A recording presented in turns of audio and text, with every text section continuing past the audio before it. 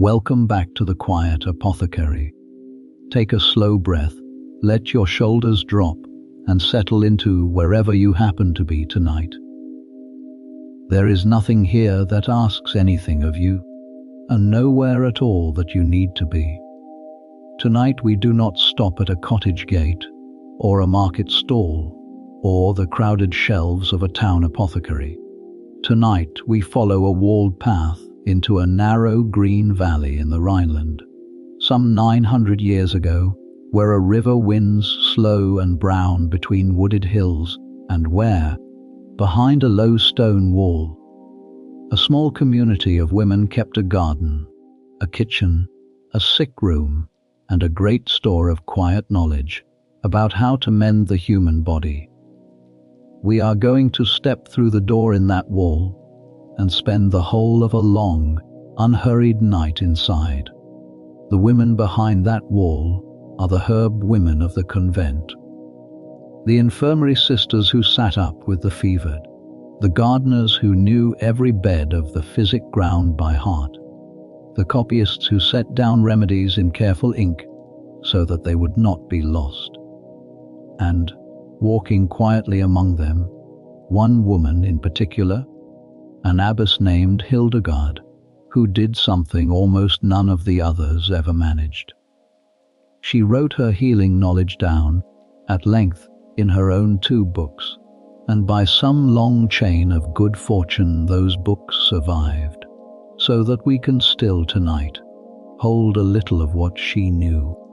Imagine, if you will, the valley at dusk, the last light going gold on the tops of the beech trees, wood smoke rising thin from a chimney behind the wall, the river murmuring somewhere below, and a bell, small and clear, ringing out across the water to mark the close of another ordinary day inside.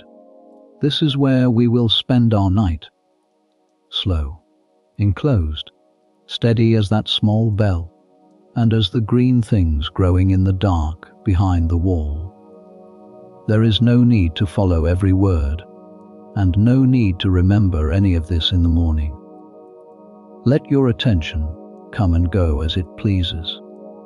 We have a great many hours ahead of us, and a great many quiet things still to gather, and none of them will mind in the least if you drift off partway through and leave the rest until another night. Let us begin, then, with the valley itself, and the wall that closed it in. The country we are picturing tonight lies along the middle reaches of the great rivers of the German lands, the Rhine and the Nahe, and the smaller waters that feed them, in the century we now call the 12th. It was a landscape of steep wooded slopes and narrow river valleys, of vineyards climbing the sunnier banks, of small villages tucked into folds in the hills, and, here and there, standing a little apart from all of it, the walled houses of religion, monasteries of men, convents of women, and in a few places the 2 set close together, sharing a hillside, a chapel, and a great deal of daily work, while keeping to their own separate quarters, behind their own separate walls. It was in exactly such a place that our night begins. A hill above the meeting of 2 rivers, crowned by a monastery of monks, and holding, tucked against its flank, a small enclosure of women. The men had been there a long while. The women were fewer and quieter, and far less written about. And it is precisely their world that we have come to sit inside tonight. The old accounts give the hill a name, Bodenberg, after a wandering Irish holy man said to have settled there centuries before, but the name matters less than the shape of the place. A community set apart, a wall a door, and behind the door, a life ordered so completely around prayer and work that a person might live and die inside it, having crossed that threshold only a handful of times. To a listener today, the word convent may bring to mind something narrow or cold, or shut away from the world in an unkind sense. It is worth setting that picture gently aside. For a woman of the 12th century, the enclosure could be, among other things, one of the very few places in the whole of her society where she might learn to read, handle books, keep a garden of her own, practice medicine on real bodies, and hold in time real authority over land, over money, and over other people. The wall shut certain things out. It also, quietly, made a great many things possible that were possible almost nowhere else. Picture the place itself as evening comes on. Within the wall, the buildings are arranged around an open square of grass, the cloister garth, with a covered walk running around all four sides, so that the women might pass from one part of their life to another without ever going out into the rain. On one side stands the church, where the greater part of each day is spent. On another, the long low hall where they eat, the refectory, kept mostly silent while one voice reads aloud. On a third, the dormitory where they sleep, and the warming room, the single heated chamber where, in the coldest months, they might for a short while thaw their hands, and set a little apart from all the rest. For reasons we will come to. The sick house, the infirmary, with its own small garden of healing plants close beside it. The whole of it is modest, built of local stone and timber, smelling of wood smoke and damp earth and drying herbs, and it holds, on the evening we are imagining, perhaps 30 or 40 souls. Around all of this runs the wall, and in the wall there is a gate, and at the gate there is a woman whose whole task is the gate itself. She is the portress. It is she who answers the bell when a traveller comes seeking shelter, or a family arrives with a sick child, or a cart brings salt and wine, and the few things the community cannot grow or make for itself. She decides within the rules of the house who may come in and who may not, and she carries the keys. It is a small office and a quiet one, but it is also the single point where the sealed inner world touches the wide, muddy, troubled world outside, and it was often given to a woman of particular steadiness and good sense, for through her hands passed nearly everything and nearly everyone that ever crossed between the two. Now, healing sat naturally inside this walled life for reasons both plain and deeply held. Plainly, a community of 30 or 40 people living close together in one set of buildings needed some way of tending its own sick, its own aged, its own injured, without sending out across miles of difficult country every time a fever took hold. And beyond the plainly practical, there ran a current of belief that the tending of a sick body was among the holiest of all works, a thing done not merely for the patient but, as the old books had it, for something greater than the patient. To sit with the ill was not a distraction from the religious life. It was, in a very real sense, the religious life itself, carried out with warm cloths and bitter teas in place of words. So the wall we are picturing did not shut healing out. It gathered healing in and kept it and let it deepen, season after season, in a way the scattered wise women of the villages, for all their skill, could rarely manage. A cottage healer's knowledge died, more often than not, with the woman who held it, or passed by memory alone to a single daughter.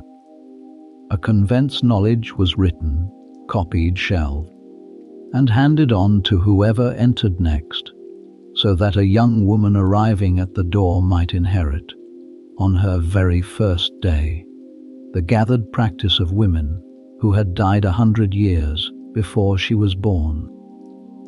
That is the deepest reason we have come here tonight, past the cottage and the market and the town shop, to sit inside these particular walls, not because the women here were wiser than the wise women of the lanes.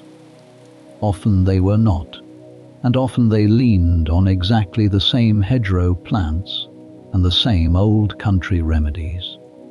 But here, uniquely, the knowledge was kept, written down, guarded from fire and from forgetting, and a little of it, against all the odds of 900 passing years, has reached as far as this quiet room tonight and as far as you.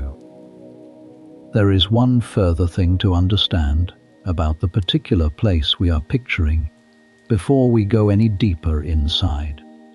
It was what the age called a double house, a monastery of men and a convent of women set on the same hill, under the same broad authority, sharing the same church and a great deal of the same daily labor, and yet kept carefully apart in their living. The women had their own quarters, their own cloister walk, their own places in the church screened from the men's, and a rule of separation that governed almost every hour. This arrangement had its awkwardnesses, and in time it would strain, as we will see much later in our night. But it also meant that the women were not wholly alone in the wilderness. They had, close at hand, a body of learned men with books and skills of their own, and the traffic of knowledge across that inner boundary, remedies, texts, a monk lending an hour of teaching, ran in both directions and enriched everything. And over the whole of it moved the seasons, more plainly felt behind a wall than we can easily imagine now. The turning of the year governed the garden, of course, but it governed the food, the light, the very tone of the days. There were the long fasts of the darker months, when the table was plainer and the body kept lean, and the feasts that broke them, when a little more was allowed. There was the slow lengthening of the light through spring, and the sudden green rush of early summer, when the physic beds needed working from dawn, and the gathering weight of autumn, when everything ripe had to be dried, salted, and laid up against the cold. A woman who lived her whole life inside the wall came to know these turnings not as dates on a page, but in her hands and her bones, and the healing year turned with them, each plant taken in its proper season and no other. It is worth adding, too, that a house such as this was not poor in the way we might imagine, nor cut off from money and land. Convents held fields and vineyards on the warm south-facing slopes, and rights to mills and streams, all given over the years by families who wished to be prayed for. The women behind the wall might never touch a coin, having given up all private property, and yet the community they belonged to could be, as a body, the careful steward of a great deal of it. This mattered for the healing too, for it meant a garden that could be enlarged, a store that could be stocked against a hard winter, and now and then the rare and costly things that came from far away, a little ginger, a few grains of the warm eastern spices, a scrap of something a village healer would never in her life have held in her hand. We will spend the hours ahead walking slowly through their world, their day, their garden, their sick room, their books, their kitchen, their copying room. But before we open any of those doors, it is worth pausing on how a person came to be inside the wall at all. For no one in this century simply wandered in. Entering the enclosure was a thing done once, with great weight, and often at an age when the one entering could barely have understood it. And that is where we turn now. There was a custom in the medieval church, old and widely practiced, of giving a child to religion.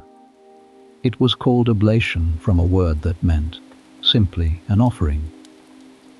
A family, for reasons of piety, or of poverty, or of the plain arithmetic of too many children and too little land, might dedicate one of their sons or daughters to a monastery or convent, while the child was still very small. Sometimes as young as 7 or 8 years old, the child was carried to the door, presented and left, and from that day forward the cloister, rather than the family, became the whole of the child's world. It sounds a hard thing to a modern ear, and in some cases surely it was. But it was also, to the people of the time, a gift both to the child, who was thought to be given the surest of all paths, and to the house, which received a new life to raise into its own ways. There was even, in the giving, a quiet echo of an old idea about tithers. A family might set aside 1/10 of its grain, or its lambs, or its wine as an offering, and a family blessed with many children might, in the same spirit, set aside one of them. The 10th child, in some tellings, belonged in a special way to God. It is one of those beliefs that can seem cold when set down flatly, and yet within it there was a kind of tenderness, a sense that the child so given was not lost but placed, carefully, into the safest keeping the age could imagine. It was as such a child that the woman at the center of our night first came behind the wall. She was born, the old accounts agree, in the closing years of the 11th century, into a family of some standing in the Rhineland, the youngest of a large brood of children, said in some tellings to have been the 10th.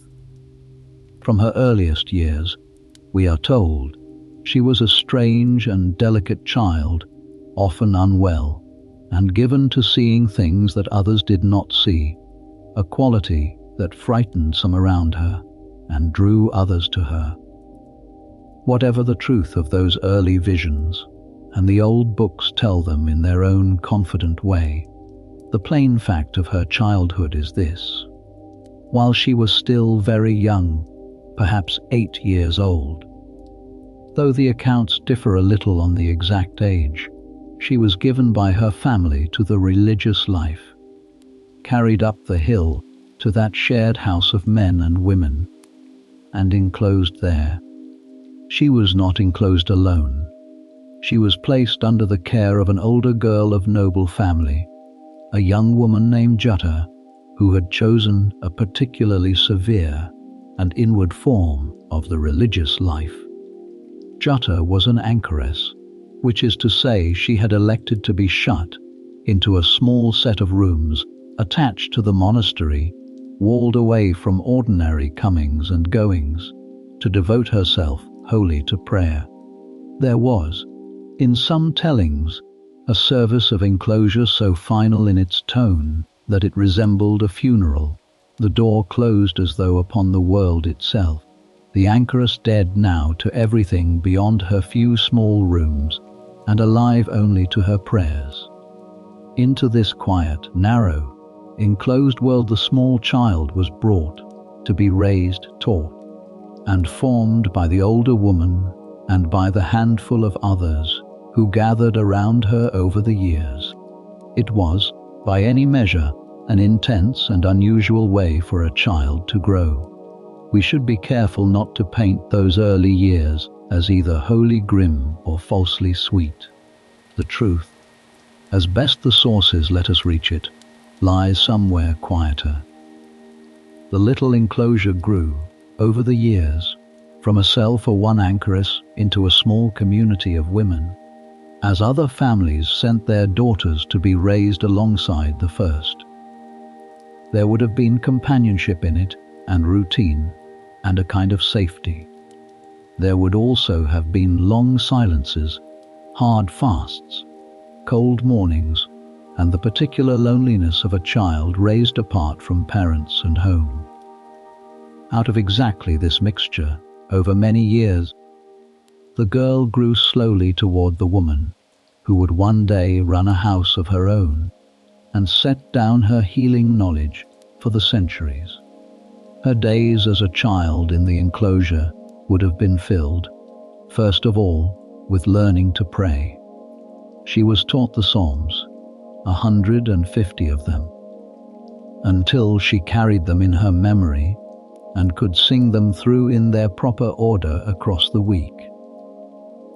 She learned to read, at least well enough to follow the words she sang, in an age when the great majority of women, and most men besides, could not read at all. She learned something of Latin, the language of the Church and of every serious book, though by her own later account, never with full ease or confidence. And she learned music, the plain unaccompanied chant that filled the hours of the day, an art she would return to across her whole life, composing melodies of her own that survive and are still sung. Her teacher in much of this, the accounts tell us, was a monk of the neighboring house named Volmar, a patient and learned man who would remain at her side for the greater part of her life, first as her instructor and later as the careful hand that wrote down her words. It is a detail worth holding on to. This long, quiet partnership between the enclosed woman and the monk who helped her set her thoughts on the page. For without it a great deal of what we know tonight might never have survived at all. But that lies ahead of us. In these early years he was simply the teacher, and she the unusually watchful pupil. Jutta, for her part, drew others to her over the years. A woman who had shut herself away so completely and who kept the hard disciplines of fasting and vigil so faithfully, gathered a reputation for holiness that reached out beyond the wall, and families of standing began to send their daughters to be raised in her keeping. What had begun as a single anchoress in a single cell grew, cell by cell and girl by girl, into a small settled community of women living the ordered religious life together. It is one of the quiet patterns of this whole history that severe and solitary beginnings so often swelled, almost against their own intention, into busy communities. The child we are following grew up inside exactly that swelling, watching a little world assemble itself around her year by year. Her health, through all of this, was never robust. The old accounts speak of long illnesses, of days spent unable to rise, of a body that seemed to bend under burdens no one else could see.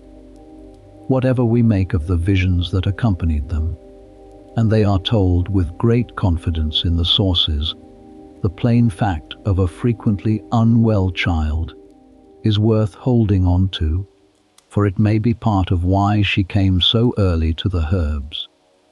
A child often confined to the sick corner of the house, tended with warm possets and bitter teas and cool cloths, learns the geography of illness from the inside, and learns, too, the small kindnesses that ease it. Some of the gentlest passages she would later write about the care of the suffering read, as though they were remembered from the receiving end. There is a scene we can imagine, though no account sets it down for us exactly, that stands well enough for 100 real mornings. The child, a little recovered, sent out with a basket to the physic bed to cut a few stems of something an older sister needs.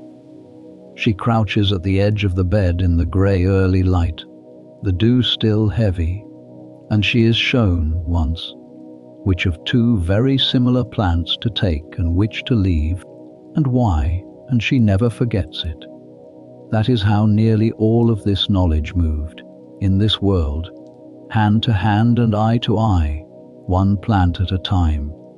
And it is how the child at the center of our night began to gather the store. she would one day set down in ink.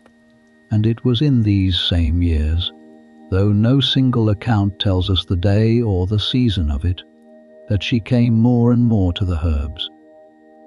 A convent, even a small and severe one, had a garden. It had a store of dried plants for the winter. It had someone always who knew which leaf was steeped for a griping stomach and which root was pounded for a bruise. A curious, watchful, often sickly child, raised inside such a place, would have had every opportunity to learn by watching exactly the kind of slow, practical, to-hand knowledge that the wise women of the villages learned in their own kitchens. She would have watched an older sister strain a decoction through a cloth. She would have been sent, some mornings, to cut a handful of something from the physic bed. She would have learned, without ever quite being taught, which of the growing things behind the wall were food, which were medicine, and which, handled carelessly, were neither. We will follow that learning in the hours to come, into the garden and the sick room, and the two great books she left behind. But it began here, in the enclosure of a child, in a small walled world on a hill above two rivers, in the care of an older woman who had shut herself away to pray. It began, as so much healing knowledge begins, not with a lesson, but with a child watching a pair of older hands at work, and slowly, quietly, coming to understand. Let us leave the child at her watching for now, and turn to the shape of the days themselves, and to the bell that ruled every one of them from before dawn until after dark. Every life behind the wall was ruled by a bell, and the bell was ruled by the sun and the stars, and both together shaped a day so evenly divided that a woman might have told the hour roughly, by the ache in her own knees from kneeling. Let us turn now to that day, and to the slow, unvarying rhythm that carried the herb women from the deep of the night to the fall of the following dark. The pattern came from a book of rules written centuries before, by a monk of Italy whose name was Benedict, and it had spread across the whole of Western Christendom until, by the 12th century, it governed the days of very nearly every house of monks and nuns in the German lands and far beyond. Its heart was a simple and demanding idea, that the day should be broken into fixed hours of prayer, spaced evenly from before dawn until after dusk, and that between those hours the community should fill its time with reading and with work, so that no part of the day ran empty and idle. The old phrase that later ages fastened to this life caught it in two words: pray and work, and it is as good a summary as any of what a day inside the wall actually was. The day did not begin at dawn. It began in the dead middle of the night, rising in the cold and the dark by the light of a single lamp. The women went from their beds to the church for the first and longest of the offices, the night office, sung in the small hours when the whole valley outside lay black and silent. It is a strange thing to picture from a warm bed today, this gathering of women in a cold stone church at 2 or 3 in the morning, their breath showing, their voices rising and falling through the long psalms, while the night pressed against the windows. And yet there was a particular quality to that hour, remarked on again and again by those who kept it, a stillness and a closeness that the daylight hours never quite held. The world was asleep, and they were awake in it, and the awakeness had a tenderness to it that is hard to name. After the night office, there might be a short return to bed, or there might not, depending on the season and the house, and then, As the first grey light came into the east, the second office, the office of dawn, sung as the darkness thinned and the birds began. And so the day unrolled, hour by named hour, each one bringing the community back to the church to sing and to pray, before releasing it again to its work. There was the first hour of the working day, and the third, and the sixth around midday, and the ninth in the afternoon, and then, as the light softened toward evening, the office of the lamp lighting, sung as the candles were lit against the coming dark. And last of all, at the very close of the day, the short, quiet, inward office of the night's beginning, sung almost in a whisper, ending with a blessing upon the sleep that followed. Between these fixed points ran the work, and it is in the work that the healing lived. The rule divided the laboring hours between the reading of holy books and the labor of the hands, and it held both to be necessary, the reading for the soul and the labor for the body and for the humility of the person doing it. The hands' labor took 100 forms across a community.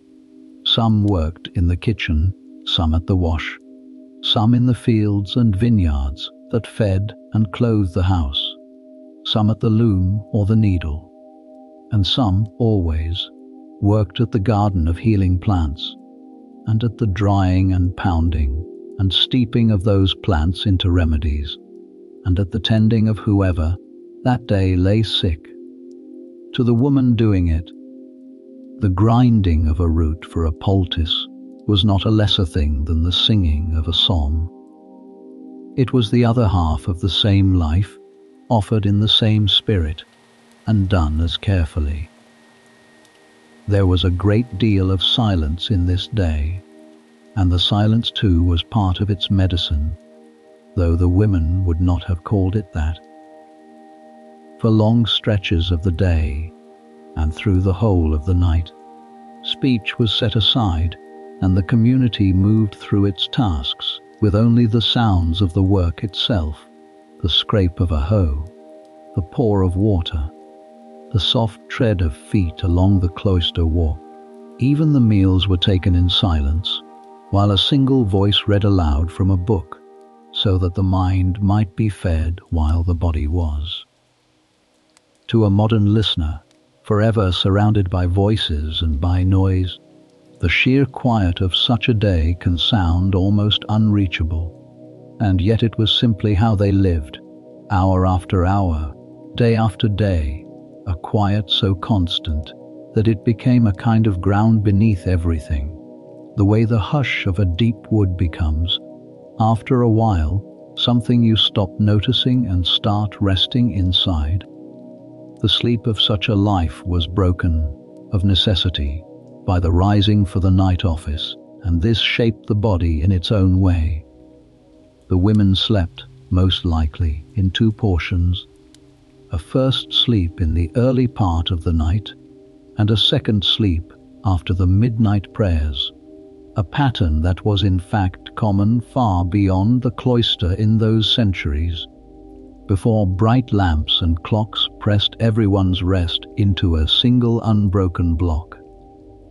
There is a gentleness in imagining it, to wake in the deep of the night not with alarm, but as a matter of course, to pray a while in the dark, and then to return to a second sleep as the small hours wore on toward dawn. For a body in health, it was simply the shape of rest. For a body in sickness, of course, it was another matter entirely, and it is to the sick that we will shortly turn.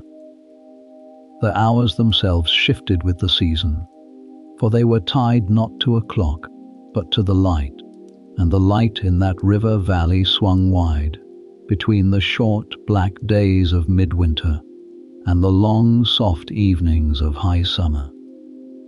In the dark half of the year, the community rose in what felt like the very pit of the night, and the working hours were few and cramped between late dawn and early dusk.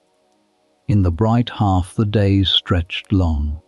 The labour ran on into warm golden evenings, and the physic beds could be worked at both ends of the day, while the light held. A woman's whole sense of time bent with this, so that the same named hour might fall in deep darkness in December, and in broad daylight in June. And the body learned to read the year by how the offices sat against the sun, rather than by any fixed reckoning of the clock at all. The reading that filled so much of the day fed the healing more than we might expect. For among the books read and reread were not only the Psalms and the lives of the holy, but, in the larger houses, the old works of medicine and of plants copied down from earlier ages. A sister who spent her quiet reading hours over a herbal, following its descriptions of this leaf and that root, carried what she read straight out into the garden and the sick house, where the words on the page met the living plant and the living patient. In this way the labour of the mind and the labour of the hands were not two separate things, but one long conversation, the read and the done forever correcting and deepening one another, until a woman came to know a plant both as a paragraph of careful Latin and as a familiar green thing she had cut 1,000 times with her own knife. It is worth pausing on how completely this rhythm held a person. A woman who entered the wall as a child, as ours did, might keep this same round of hours, this same rising in the dark and singing at dawn and working through the light, and sleeping in 2 portions every single day for 60 years or more, until the pattern was worn so deep into her that she could no more have imagined a shapeless day than a fish could imagine dry land. There is something in that steadiness that the restless modern heart can find hard to grasp and, at the same time, strangely long for.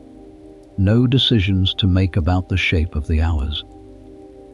No choosing, each morning, what the day should be.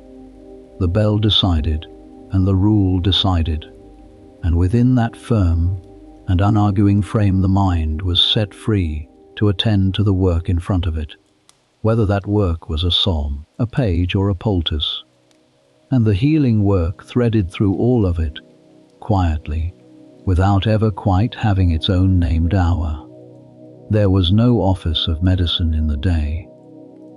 A fever did not wait for the 9th hour, and a woman in labour in the guest lodging did not consult the bell. So the care of the body was fitted into the seams of the ordered day, an hour stolen here from the labour of the hands, a watch kept there through the small portion between the 2 sleeps, a remedy stirred while a psalm was sung under the breath. The herb women learned to carry their healing alongside everything else. Never quite off duty, always ready to be called from one task to another when a body needed them. In this they were not so very different from the wise woman of the village, forever moving between a birth in one lane and a fever in another. The difference was only that they carried it inside a wall and inside a rhythm that steadied them while they worked. Let us turn now, then, from the day of the whole community to the one place inside the wall where that day was allowed to break its own rules, gently and by design, for the sake of those too ill to keep it. Let us turn to the sick house and to the care of the sick. Set a little apart from the main run of buildings, often on the eastern side, and often with its own small garden of healing plants close beside it, stood the infirmary, the house of the sick. It was set apart for good reason. A person burning with fever, or coughing through the night, or slowly failing with age, could not keep the rhythm of the choir and the field, and ought not to be made to try, nor to disturb the rest of those who could. So the ill were gathered here, into a quieter, warmer, more forgiving corner of the enclosed world, and here the ordinary hard disciplines of the life were softened, one by one, for as long as the sickness lasted. The softening was not an indulgence quietly winked at. It was written into the rule itself, in words that the whole community heard read aloud, over and over across the years, until they knew them by heart. The care of the sick, the rule said, was to come before and above all things, and the sick were to be served as though serving something far greater than themselves. It is worth sitting a moment with how remarkable that instruction was, in a world so often harsh with its weak, before all things, above all things, not after the prayers, not once the fields were seen to, not if there happened to be time. First, the sick were to be the community's chief care, and the one appointed to tend them was charged as gravely as any officer of the house. That one appointed was the infirmarian, the sister set over the sick, and hers was among the most demanding offices behind the wall. She kept the sick house stocked and clean and warm. She knew which remedies stood ready on the shelf, and which had to be made fresh. She sat with the frightened, fed the weak with her own hand, changed the dressings, measured the doses, and rose in the night when the night needed her. The rule warned her teacher, in effect, to choose for this work a woman of patience and of watchful kindness, for a careless or a cold infirmarian could undo with her manner what all her medicines might mend, and she was given, in turn, real license to break the ordinary rules on her patient's behalf, to grant the meat that the healthy went without, the fire that the healthy were denied, the softer bed, the second helping, the extra hours of sleep, for the sick were allowed, within these walls, comforts that the well gave up. Meat, in a community that otherwise ate very little of it, was permitted to the seriously ill and the recovering, on the plain understanding that flesh built flesh, and a wasted body needed rebuilding. A fire might be kept for them through the colder months, when the well shivered in unheated rooms. Baths, otherwise rationed and eyed with a certain suspicion as a softness, were freely given for their easing and their cleansing. Small kindnesses of food, a little wine warmed with honey and spices, a broth made rich and restoring, a sweet posset to tempt a failing appetite, were pressed on them not as luxuries but as medicine, which in a sense they truly were. To feed a sick body well was understood, correctly, to be a large part of healing it. There was another practice that ran steadily through the year in these houses, one that reads strangely to us now, but was thought then to be among the soundest of all preventive measures. At regular intervals, several times a year, the healthy members of the community were bled, a small, controlled letting of blood from a vine in the arm, done to keep the body's inner balance even, and to draw off what was thought to be its excess. After each such bleeding the one bled was excused the harder disciplines for a few days, given better food and more rest, allowed to sit quietly and recover strength, almost as a kind of scheduled retreat for the body. Whatever we make of the theory behind it, and it rested on ideas of the body's humors that we will come to, the days of gentle rest that followed were real, and were, in their way, a small institution of care folded into the calendar. The care did not stop at the community's own members either. Beyond the sick house proper, most such places kept a guest lodging by the gate, where travellers, pilgrims, and the poor of the surrounding country might be received, fed, and, if they came ailing, tended. A house of any standing understood the sheltering of the stranger to be a plain duty, not a favour, and the sick stranger most of all. So the herb women's care reached quietly outward through the gate, to the labourer with a wound that would not close, the pilgrim worn down by the road, the poor mother with a fevered child, and nowhere else to carry it. These outside patients rarely leave a trace in the records, for no one thought to write them down, and yet they must have been many. And the remedies pressed into their hands at the gate were the same remedies grown in the same beds and stored on the same shelves as those given to the sisters within. In this the convent was, for the country around it, something very like a small standing hospital, open in a way little else in that world was open.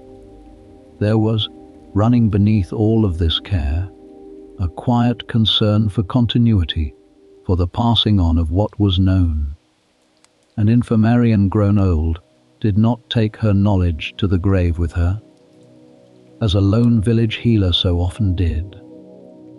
She trained the younger sister who would follow her, showing her the shelf and its order, the doses and their limits, the small signs to watch for at a bedside, the particular tricks of easing this ache or tempting that failed appetite.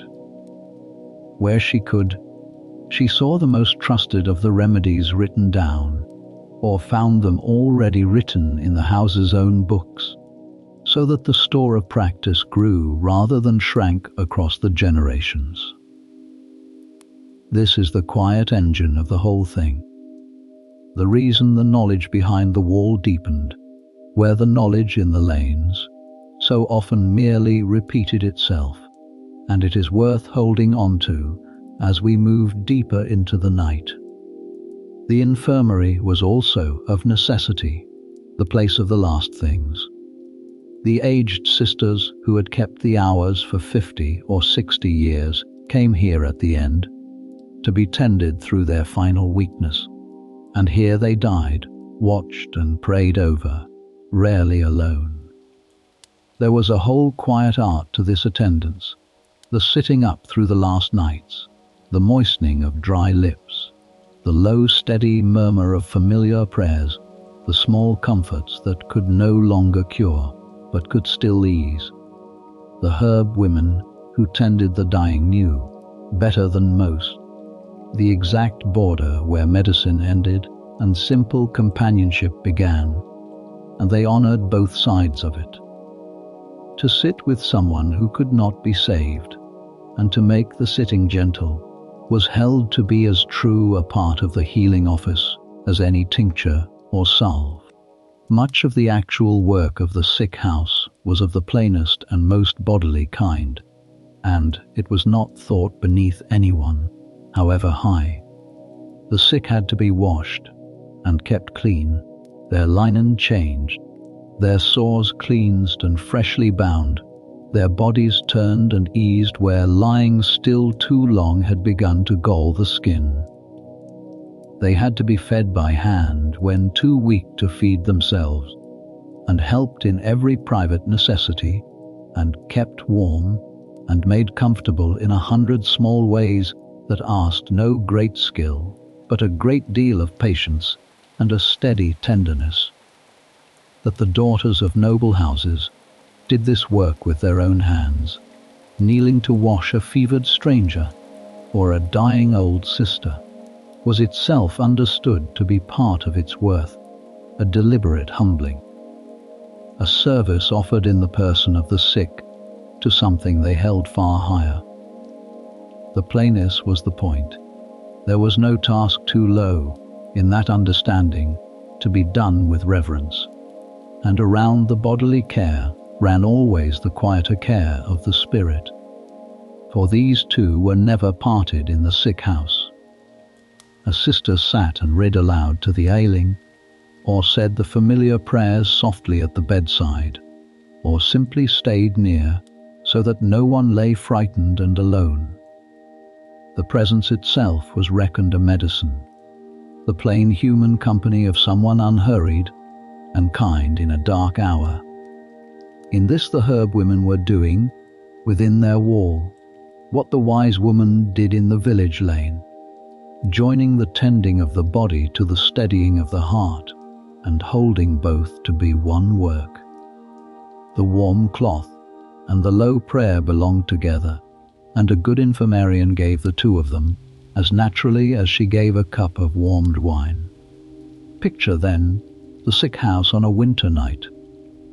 The fire kept low but living, one lamp burning, a sister moving softly between 2 or 3 beds, a cloth in her hand, pausing at each to listen to the breathing, to lay a palm on a hot forehead, to offer a sip of something warm. Outside, the rest of the community sleeps its first sleep before the midnight bell.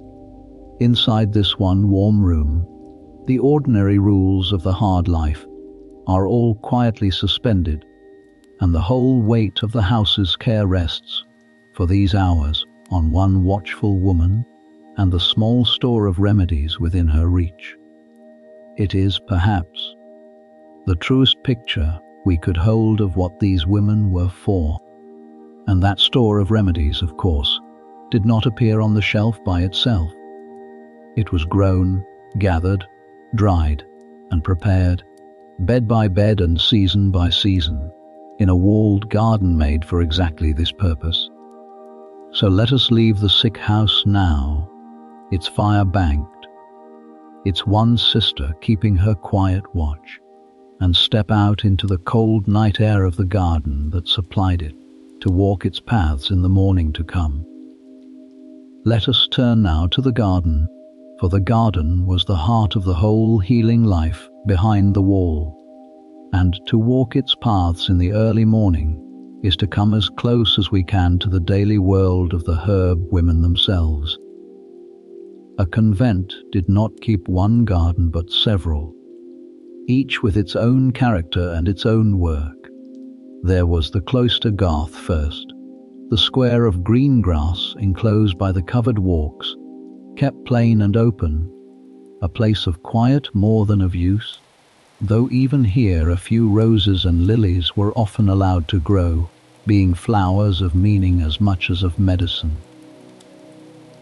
Beyond it lay the kitchen garden, broad and practical, where the cabbages and leeks and beans that fed the community grew in long rows. There was often an orchard, the trees standing in rough grass, giving apples and pears and plums, and, in their shade, a place for the aged and the recovering to sit. And then, set close beside the infirmary, where it was most needed, there was the physic garden, the bed of healing plants, and it is here that we will linger longest. The shape of such a garden was not left to chance, for the monastic world had inherited, over the centuries, a settled idea of how a healing garden ought to be laid out. There survives from an earlier age a famous drawing, made at a great monastery of the region, a full 300 years before the century of our story, that set down an ideal plan for such a place. Every building and every garden marked and named. On that plan the physic garden stands, just where we would expect it, hard beside the house of the sick and the dwelling of the one who tended them. And it is drawn as a neat set of raised beds, each one labeled with the plant it was to hold. The plan was an ideal, a picture of how things ought to be rather than a record of any single real place, and yet it tells us plainly what the monastic mind expected of a healing garden: order, nearness to the sick, each plant in its own known bed, so that a hand sent out in haste in the dark could find what it sought. The beds themselves were most often raised a little above the surrounding path, edged with boards or with low woven fences of willow, and filled with a soil worked soft and rich and free of stones. Rising them served the plants, keeping their roots warm and their feet out of the standing wet. And it served the gardener too, sparing her back a little of the endless bending. Between the beds ran narrow paths of trodden earth or of gravel, wide enough to kneel in, and somewhere close by stood the well or the cistern, for a physic garden drank a great deal of water through a dry summer, and someone was forever carrying it. Picture a woman moving down those paths in the grey of the morning with a wide-mouthed watering pot, tipping a slow stream along each thirsty bed before the sun grew strong, and you have one of the truest small images of the whole life. As for what grew there, the old garden poems and plant lists let us fill the beds with real green things. There was sage broad, leaved and grey, green and pungent, held in such regard that an old saying asked why a man should ever die while sage grew in his garden. There was rue, bitter and blue-green, planted for wounds, and for the clearing of a heavy head. There was mint in more than one kind, for the stomach and for a sweet breath, and fennel with its feathery leaves, and its seeds of warmth and comfort, and lovage standing tall and dark by the path. There was hyssop, and wormwood so bitter it made the tongue recoil, and the poppy grown for the deep ease its seed heads could give, and, climbing or clumped in their own corners, the rose and the lily, both loved for their beauty and both pressed, in their season, into cooling waters and soothing salves. A well-kept physic bed held, all told, some dozens of different plants, each in its own place, each known to the gardener as intimately as the faces of her own sisters. There is a small book that comes down to us from an earlier monk of these same German lands, a poem in which the writer walks his reader through his own little garden, bed by bed, naming each plant and telling in a few warm lines what it was good for and how it grew. He describes the labor of it without any false grandeur, the clearing of the nettles from the neglected ground, the carrying of water, the mending of the beds after winter, the small daily triumphs of a green shoot pushing up where he had planted it. And then he moves along the beds, giving each plant its due. The sage and the rue and the southernwood, the melon and the gourd, the lily white as it was, the rose that he calls the flower of flowers. It is one of the gentlest things to survive from that whole world. This record of a man kneeling in his garden centuries ago, delighting quietly in his plants. And it stands well for the spirit in which the herb women of the convents kept their own beds, generation after generation, long after his name was half forgotten. 2 plants in that garden deserve a word of their own, for they stood at the meeting place of medicine and meaning, and were loved for both at once.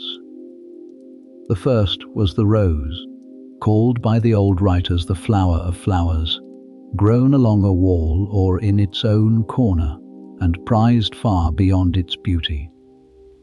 Its petals were steeped into cooling, fragrant waters for tired eyes and hot brows, worked into gentle salves, and scattered to sweeten a close sick room.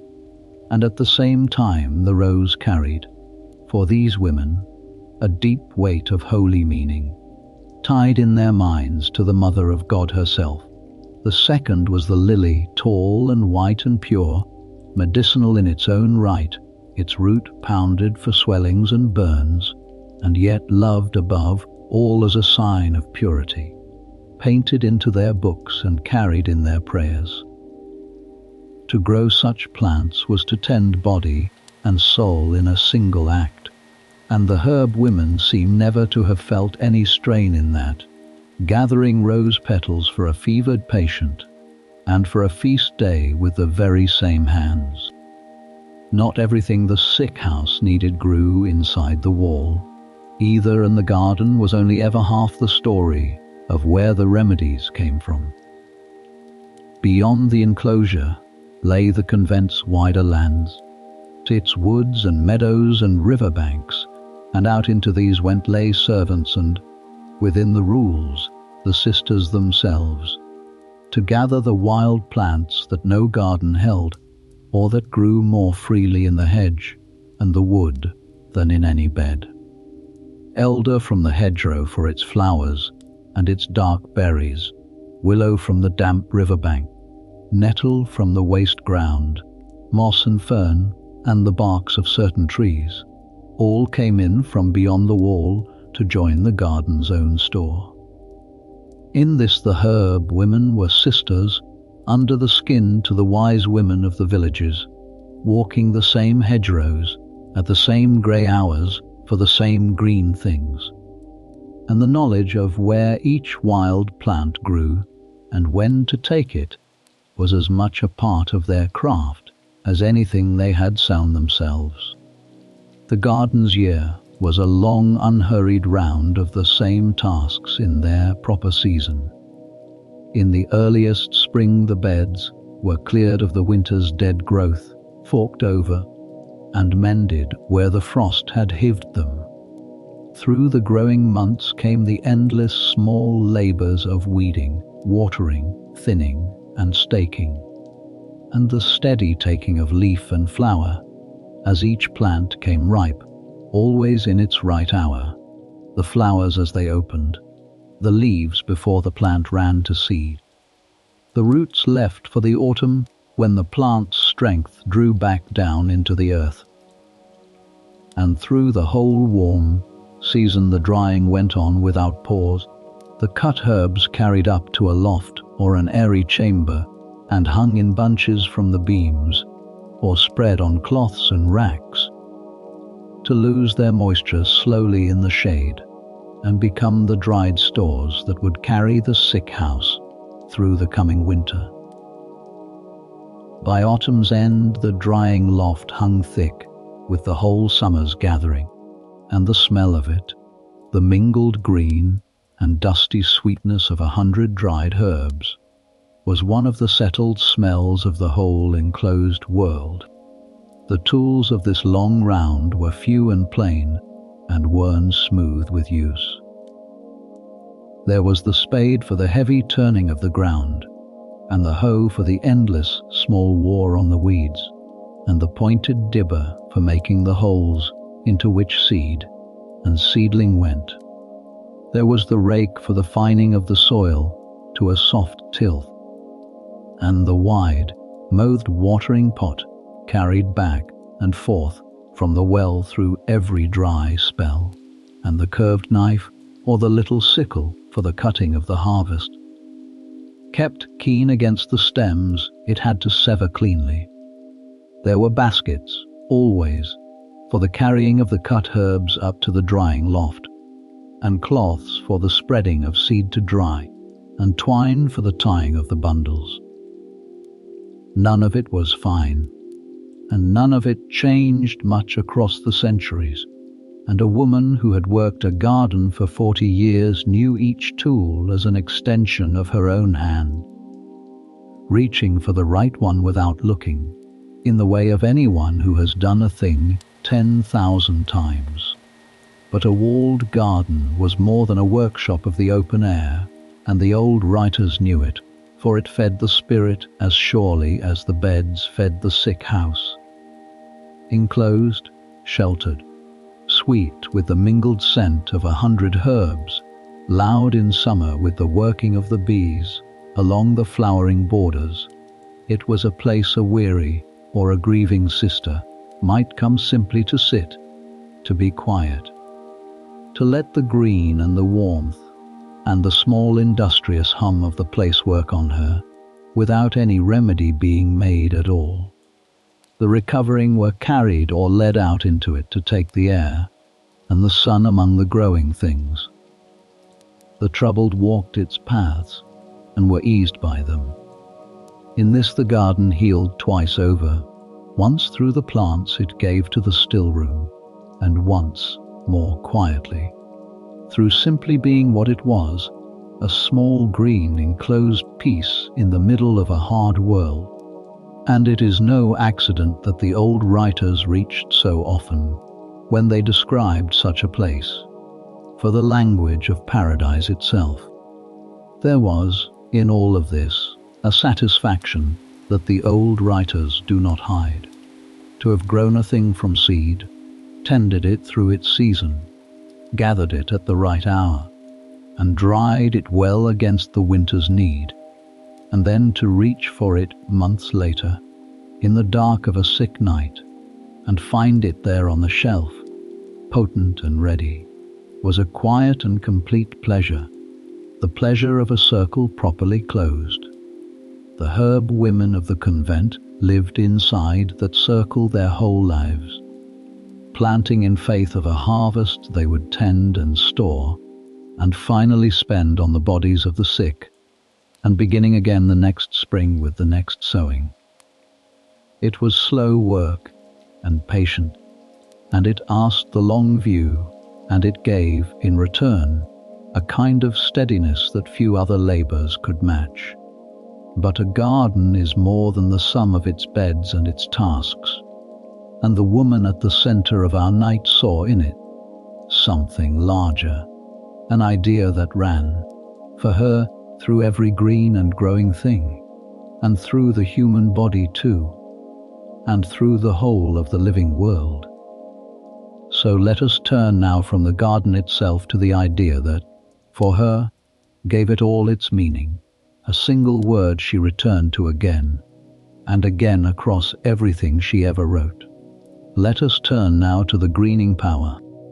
There is a word that appears all through the writings of our abbess, so often and with such weight, that those who study her have come to treat it as the very center of how she saw the world.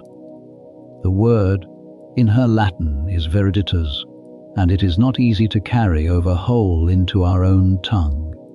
It means, at its root, greenness, but a greenness understood as a living force, the moist, fresh, vital green of a growing thing, the sap rising, the leaf unfolding, the whole surge of life that runs upward through a plant in spring.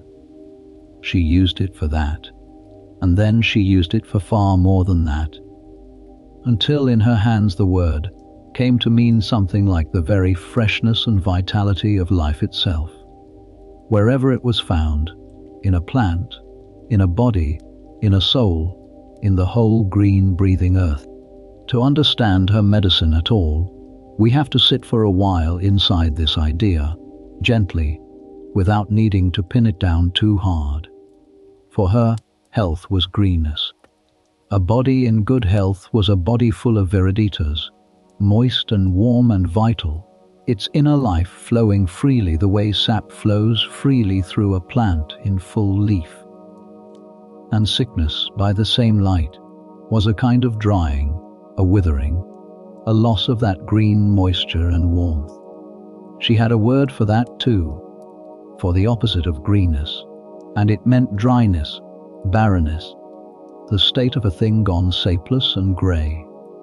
Illness was a drying out. Healing was the restoring of the green.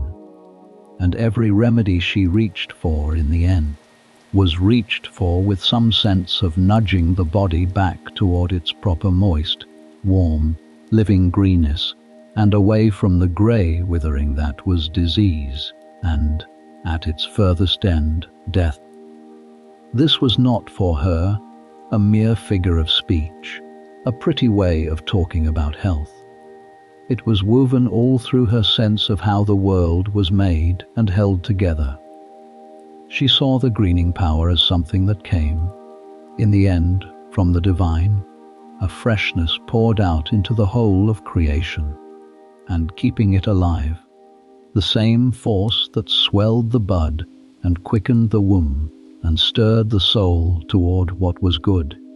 In her more soaring passages, she spoke of the whole earth as green with this power, of the greenest branch, of a freshness that never finally failed, however grey the winter grew. Even where her language rose into vision and theology, though it never quite let go of the garden, the greenest she meant was always, at bottom, the greenest she could see with her own eyes in the physic bed on a June morning, the sap and the leaf and the living moisture of it, lifted up and understood as a sign of the life running through everything. We should tell all of this calmly, as belief, for that is what it was, a way of seeing rather than a thing we could measure. She did not arrive at viriditas by weighing and testing, and we do her no service by pretending she did. She arrived at it by looking, long and lovingly, at growing things and at suffering bodies, and by a cast of mind that saw the two as deeply of a piece. And yet, held gently, the idea has a quiet wisdom in it still. That life is a kind of freshness, easily worn thin and needing to be tended and restored. That a tired, dried out, wintered body might be coaxed back toward vitality, with warmth and moisture and green living things. That there is a family likeness between a wilting plant and a failing person, and between the care that revives the one and the care that revives the other.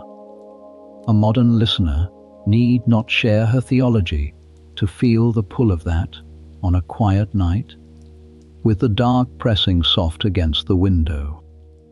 The greening power gave her medicine its whole direction. When she reached for a warming herb, it was to add warmth to a body gone cold. When she reached for a moist, green, sappy plant, it was to add moisture to a body gone dry. When she praised one food and warned against another, it was so often on this same axis. Does it green the body or does it wither it? Does it add to the living freshness or draw it down? This is why, as we come in the hours ahead to the actual plants and foods and remedies she named, we will find running beneath them all a single quiet question, asked over and over in different words. Is this thing green, warm, and living, or grey, cold, and drying? And which does this particular body tonight most need? It is a simpler question than all the learned humoral theory that sat around it, and in her hands it was often the deeper one.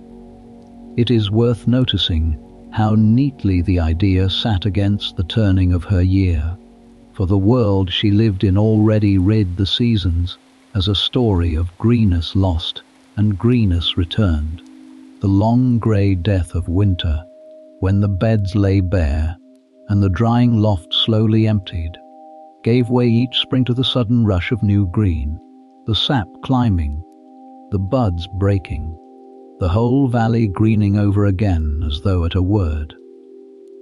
The Church's own year told the same story in its high feasts, a season of darkness and waiting followed by a season of light and rising life.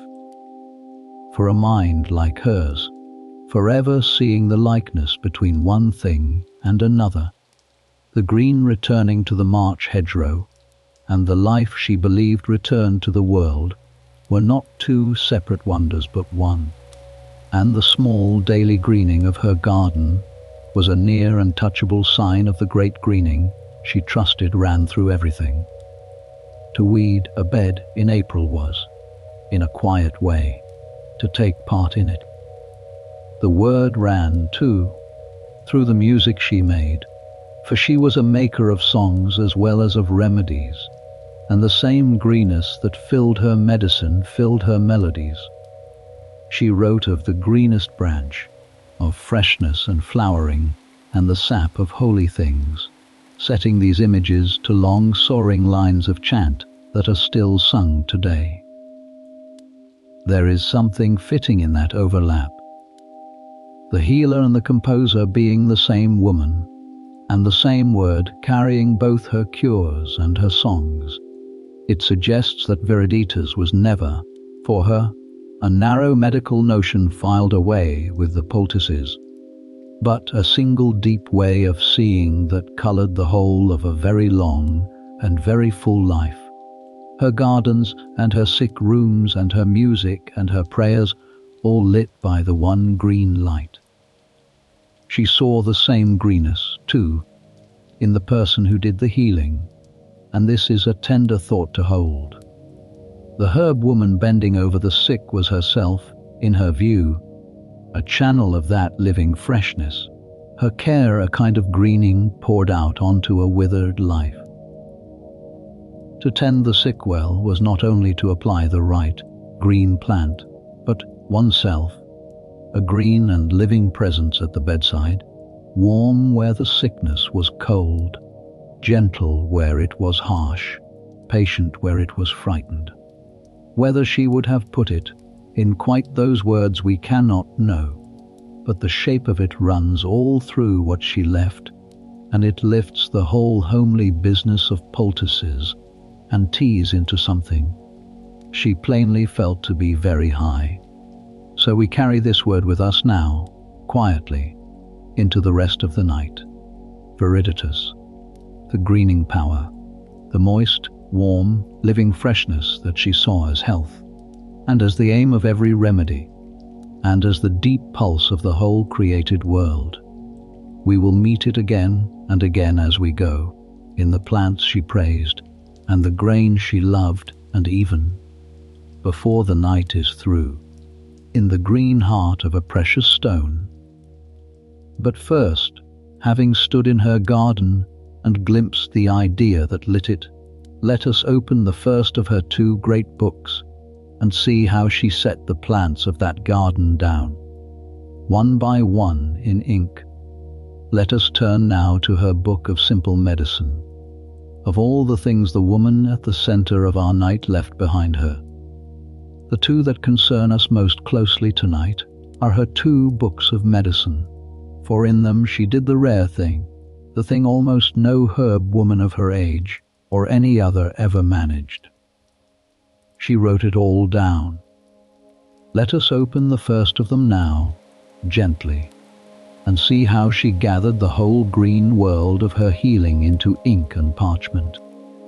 The first book carried a plain and honest name that told exactly what it held. It was a book of simple medicines, and the word simple there did not mean easy but meant single, the single natural things, each on its own before any mixing. A simple, in the old language of medicine, was one plant, one stone, one creature, considered by itself and for its own particular virtues, as against the compounded remedy that blended many things together. So her first book was a long, patient catalogue of the single created things of the world, taken one at a time, each named, described, and given its uses, a kind of storehouse of nature laid out for anyone who came after her to draw upon. What strikes a reader first is how wide she cast her net. She did not confine herself to the plants of the garden, though they fill a great part of the book. She reached out to take in, so the old copies show us, the whole visible creation, and divided it into a series of books within the book, each given over to one kind of created thing. There were the plants, there were the elements, the waters and the rivers. There were the trees, set apart from the smaller plants and given their own long treatment. There were the precious stones and the metals of the earth. There were the fish of the rivers, the birds of the air, the beasts of the field, and the creeping things. Class by class she went through the furniture of the world, and for each single thing within each class, she set down what she believed it was, and what it could do for a human body. Her method, repeated thousands of times across the whole work, had a steady and recognizable shape. she would name the thing. She would say something of its nature, and here she leaned on the old framework that every medieval healer used, the reckoning of a thing as warm or cold, and as moist or dry in its essence. A plant might be warm and dry, another cold and moist, and this reckoning mattered greatly, for it told the healer what the plant would do when it met a body that was itself too cold, or too hot, or too dry, or too damp. Having given the thing's nature, she would then say what it was good for, and, just as often, what it was not good for, and in what manner it should be taken, eaten raw, or cooked, or steeped in wine, or pounded and laid on the skin. It is, when you stand back from it, a remarkably orderly piece of work, a whole natural world sorted and weighed and turned to use. There is a particular treasure buried in this book that its author can hardly have thought of as a treasure at all.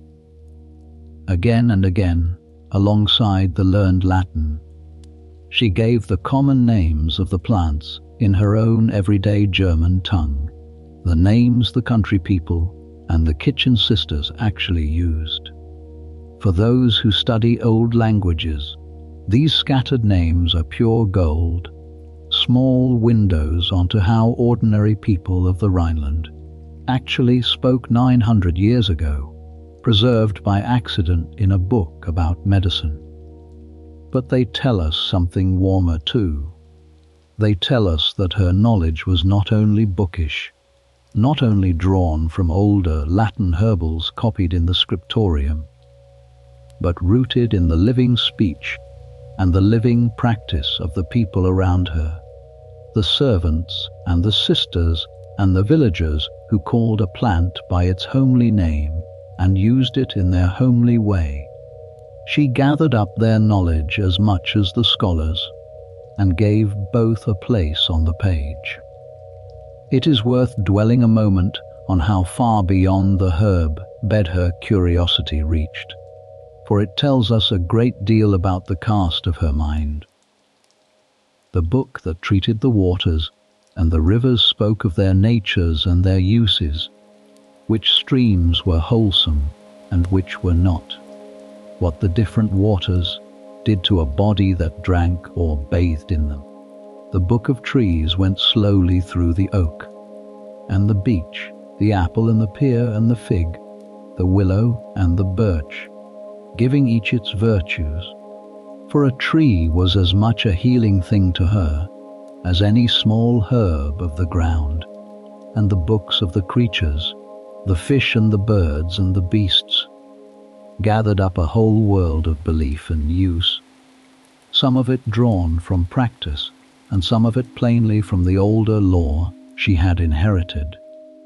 She was, in the truest sense, trying to write down the whole of nature as a book of remedies, leaving nothing out, and the sheer reach of the attempt is part of its quiet grandeur. Nor did all of this rise from her own valley alone, unfed by the wider learning of the age.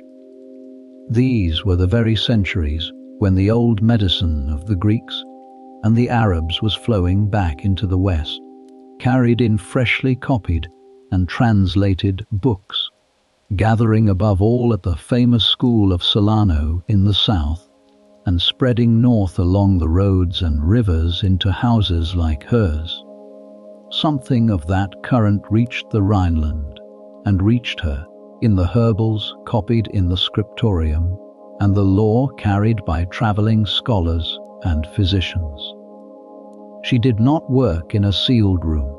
She took what came to her from that older, wider stream, the doctrine of the humours, the reckoning of warm and cold, the names and uses of far-off spices, and she blended it, in her own strong way, with the homely plant knowledge of the country women around her, until the two ran together into a single practice that was recognizably her own.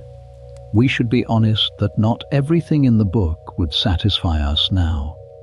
and it does her no harm to say so plainly. Some of what she set down was drawn from older authorities and simply passed along. Some rested on the doctrine of warm and cold and moist and dry that no one measures any longer. Some of her judgments about this plant or that were her own, formed by watching and by use, and some strike a modern eye as odd or plainly mistaken. She was a woman of her century, working with the frame of thought her century gave her, and the wonder is not that she got some things wrong, but that, working within that frame, she got so much down at all, so carefully, and in such quantity, and in a voice so entirely her own. For the voice is her own, unmistakably, and that is part of what makes the book worth sitting with. She does not write like a timid copyist.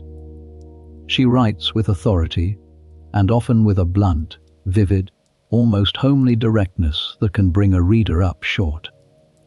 This plant, she will say flatly, is of no use to a man and better left alone. That one makes the blood cheerful. This other, eaten, brings on heaviness and bad humours, and should be avoided. She hands down her verdicts firmly, as a woman who has spent a lifetime among these things and has made up her mind. And there is a great deal of quiet confidence in it, the confidence of long practice rather than of mere reading.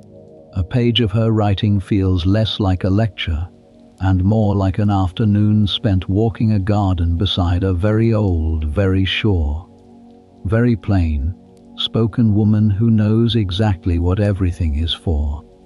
Behind the whole vast catalogue lay a single settled conviction, and it is worth naming, for it lit everything else. She believed that the created world was, in its very design, a great storehouse of healing, that God had set virtues into the plants and the stones and the creatures for the good of human beings, and that to know those virtues and use them well was itself a kind of reverence. The garden was not merely useful. It was, in her understanding, a gift laid ready to hand, its every leaf and root placed there with a purpose that a patient and loving attention could uncover. This is why her book has, for all its practicality, a kind of quiet warmth running under it. She was not cataloguing dead matter. She was reading as she saw it, a book of remedies written into the world itself, and copying it out, faithfully, for those who would need it after her. It helps to remember that what we now handle as two separate books, the storehouse of simple medicines and the book of causes and cures, seem to have grown from a single great labour, one vast work she undertook on the natures of created things and their power to help or harm the body. Later hands divided and copied and arranged it in their own ways, so that it comes down to us in more than one shape, and scholars still weigh how the parts first stood together. For our purposes tonight, the tidy question of how many books there truly were matters less than the plain size of the ambition behind them. One woman setting out to write down the healing virtue of the whole created world, and very nearly doing it. A healer with such a book at her elbow did not read it through.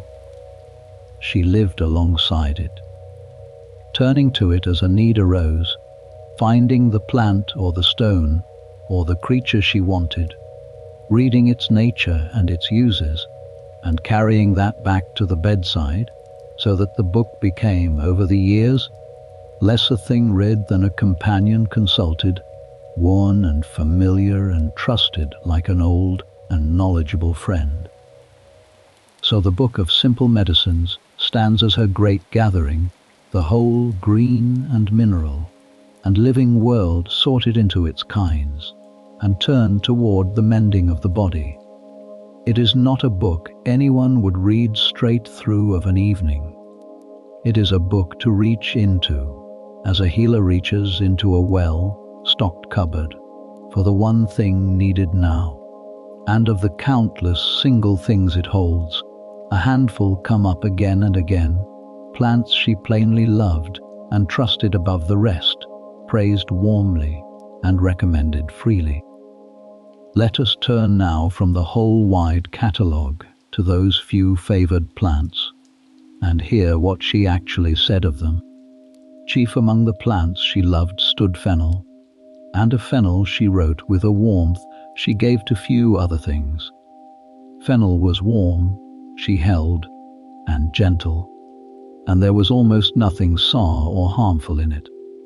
However it was eaten, she said, it made a person cheerful, and carried a pleasing warmth and a good sweat, and helped the digestion. She recommended it freely, its seed and its green feathery leaf alike, for a heavy stomach, for a dull mood, for the general settling and gladdening of a person out of sorts. There is something disarming in a medieval healer prescribing a plant, in effect, for low spirits, and doing it not with grand claims, but with the plain observation that this warm, sweet, familiar herb simply made people feel better. Anyone who has crushed a fennel seed between their fingers and breathed its warm aniseed sweetness will feel, across 900 years, exactly what she meant. Beside fennel, she set great store by a warm eastern root that reached her, costly and rare, along the long trade roads, a root we call galangal, kin to ginger, pungent and warming on the tongue. This she reckoned among the most useful of the warming remedies, and she turned to it above all for troubles she placed in the region of the heart. For a pain in the heart, for a weakness or a heaviness there, for a person who felt their strength failing inward, she counselled a little galangal, taken so, warming the cold that she believed lay at the root of the trouble. It stands as a good example of her whole way of thinking. A cold, failing, heavy complaint met with a warm, quickening, living remedy. The withering answered with a small green warmth. The balance nudged gently back toward the side of life. Then there was the plant the country women called by a name that tied it to mothers and to women's troubles, the feverfew of the cottage gardens, small, flowered and bitter-leaved, which she and the herb women turned to for the particular complaints of women, and for the aches that returned again and again through a woman's working life. And there was mugwort, warm and pungent, which she had cooked and eaten to settle a sick and sluggish stomach, and to warm a cold gut back into working order. And there was sage, that great grey standby of every physic bed, which she reckoned warm and dry, and good against the damp, heavy, superfluous humours that she believed pooled in an ailing body, a plant to dry and to quicken where things had grown sodden and slow.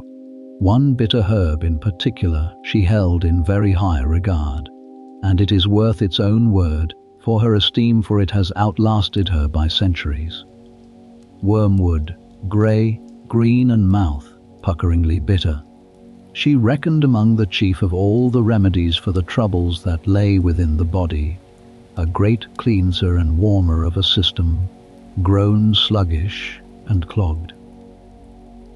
She counselled taking it above all in the spring, when the long heavy winter of plain salted food and little fresh green had left bodies dull and thick, steeping the bitter herb in warm wine and taking a little of it through the early weeks of the year to rouse and cleanse and set the inner workings moving again. Something of that counsel survives even now, in the bitter spring tonics and wormwood wines that a few still make after her manner, and the instinct behind it is a sound one, that a body worn down by a heart stale winter is helped by the first bitter green things of the returning year.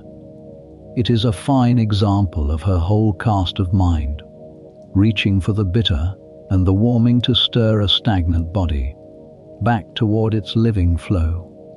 There were gentler standbys, too, that she shared with every herb woman of her day. There was Beatoni, the wood beatony of the shady bank, so widely trusted that an old saying held a person should sell their coat and buy it, used for aching heads and troubled nerves, and 100 small complaints besides. There was tansy, bitter and bright, taken in careful small amounts for the gut. There was the poppy, whose seed heads gave the deep, blessed ease that let a body in pain finally rest, a remedy handled with the respect that anything so powerful demands. And there were the sweet things too, the lily root for a swelling or a burn, the rose petal for a cooling water, the violet for its gentle calm, plants that pleased the eye and the nose while they worked, and so did double duty in a close and wary sick room. The manner of preparing these plants mattered to her as much as the choosing of them, for the same herb could be made to work in more ways than one. A plant might be eaten raw, in the rare cases where she thought that best, or, far more often, cooked, softened by heat into something the body could take more kindly. It might be steeped in warm wine, so that the wine carried its virtue inward, a favorite method of hers for the warming remedies.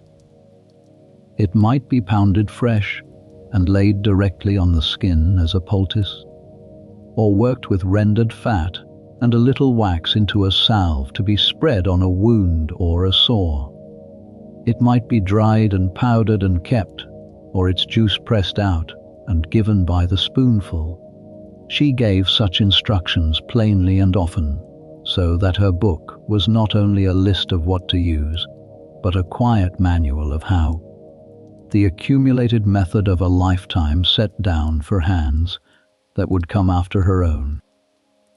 Not every verdict she passed was kind, and her dislikes are as telling as her loves. She distrusted certain fruits that grew low and close against the damp earth, holding them unclean or productive of bad humors, and warned against eating much of them. She thought some rich or heavy foods bred heaviness and slowed the body's living warmth. Her judgments here were not ours, and rested on her own frame of warm and cold and clean and unclean, but the pattern behind them is consistent and clear. She was forever asking of a thing whether it added to the body's warm green vitality or dragged it down toward cold, damp, grey heaviness, and she praised or warned accordingly. It was a simple compass, and she followed it steadily, straight through the whole of her long catalogue. It is worth setting these favoured plants against the ordinary run of troubles they were meant to meet, for that is how a healer truly held them, not as a list, but as a set of answers to the day's likely questions. For the griping, sluggish, wind, swollen gutter that came of a poor or hurried meal, there were the warm seed, bearing herbs, the fennel and the dill and the cumin, their seeds chewed or steeped to settle and warm the belly. For the cough and the tight chest of a damp winter, there were the softening, soothing things, steeped and sweetened with honey into syrups, that eased the throat. For the aching head there was beatoni and feverfew, for the sleepless there were the gentle calming herbs, and, where the pain was great, the careful poppy. For the wound and the burn there were the wound, herbs and the cooling salves, the plantain and the calendula and the lily root. A healer carried this whole map in her memory. Trouble matched to remedy, and reached along it without hesitation, so that the plants of her garden were, in her mind, already sorted by the human aches they answered, long before she ever cut a single stem. Taken together, these favored plants sketch the shape of her practical mind, a leaning toward the warm and the drying, for she seems to have feared cold, damp heaviness in the body more than almost anything, a fondness for the plants that gladdened as well as mended, fennel above all, a readiness to reach, when she could afford it, for the costly warming spices of the East, and a steady reliance, when she could not, on the homely warming herbs of her own garden. And under all of it, that same quiet question turning over and over. Is this thing warm and green and living? And is that what this body, now, most needs? To follow her through her plants is to watch that question being asked, gently and expertly, several thousand times. But her plants did not stand alone, in her mind, as loose remedies to be reached for at random. They sat inside a whole understanding of why bodies fell ill in the first place, and of how, once ill, they might be brought back toward health. That understanding she set down in her second book of medicine, a book less of single things than of causes and of cures. So let us close the catalogue of simple medicines now, and open her second book, and turn from the plants themselves to the reasons she gave for using them. Her second book of medicine turned from the single things of the world to the body itself, and to the reasons it sickened, and the ways it might be mended. Where the first book was a storehouse, the second was closer to an argument, an attempt to say not merely what to use, but why illness came at all, and what, at bottom, healing was. Let us turn now to her book of causes and of cures. To follow her here, we have to step for a while inside the whole medieval understanding of the body, for it was quite unlike our own, and she worked entirely within it. The learned medicine of her age held that the body was governed by 4 inner fluids, called the humours, that flowed and mixed within it. There was the blood, warm and moist. There was the phlegm, cold and moist. There was the yellow bile, warm and dry. And there was the black bile, the heavy melancholy humour, cold and dry. Health, in this understanding, was balance. The 4 humours held in their right proportion, each present in its due measure. And sickness was imbalance, one humour swelling beyond its bounds, or turning corrupt, or pooling where it should not, and throwing the whole delicate arrangement out of true. She took this old framework and made it her own, shading it everywhere with her particular way of seeing. Illness for her was very often a matter of the body growing too cold, too damp, too heavy, too clogged with the wrong sluggish humours, and losing in the process its proper warm green vitality. The cure, then, was to draw off what was in excess, to warm what had grown cold, to dry what had grown sodden, and so to coax the body back toward its right and living balance. You can hear, under the borrowed language of the humours, the same green idea we met in the garden, health as freshness and vitality, sickness as a withering and a clogging, and the remedy forever nudging the one back toward the other. She was unusually interested, too, in the causes that lay behind the imbalance, the things that tipped a body out of health in the first place, and here she ranged wide. Bad or ill, chosen food could do it, heavy things that bred heavy humours. Bad air could do it, and disordered sleep, and too much or too little labour. And, strikingly, the passions of the soul could do it, for she believed, as many did, that the state of the mind and the heart reached down into the body and shaped its health directly. Grief anger, fear, and above all the heavy sinking sadness she called by the old name of melancholy, could unbalance the humours and open the door to sickness. Joy, by the same token, gladness, a cheerful and settled mind, work the other way, strengthening the body and helping to keep it well.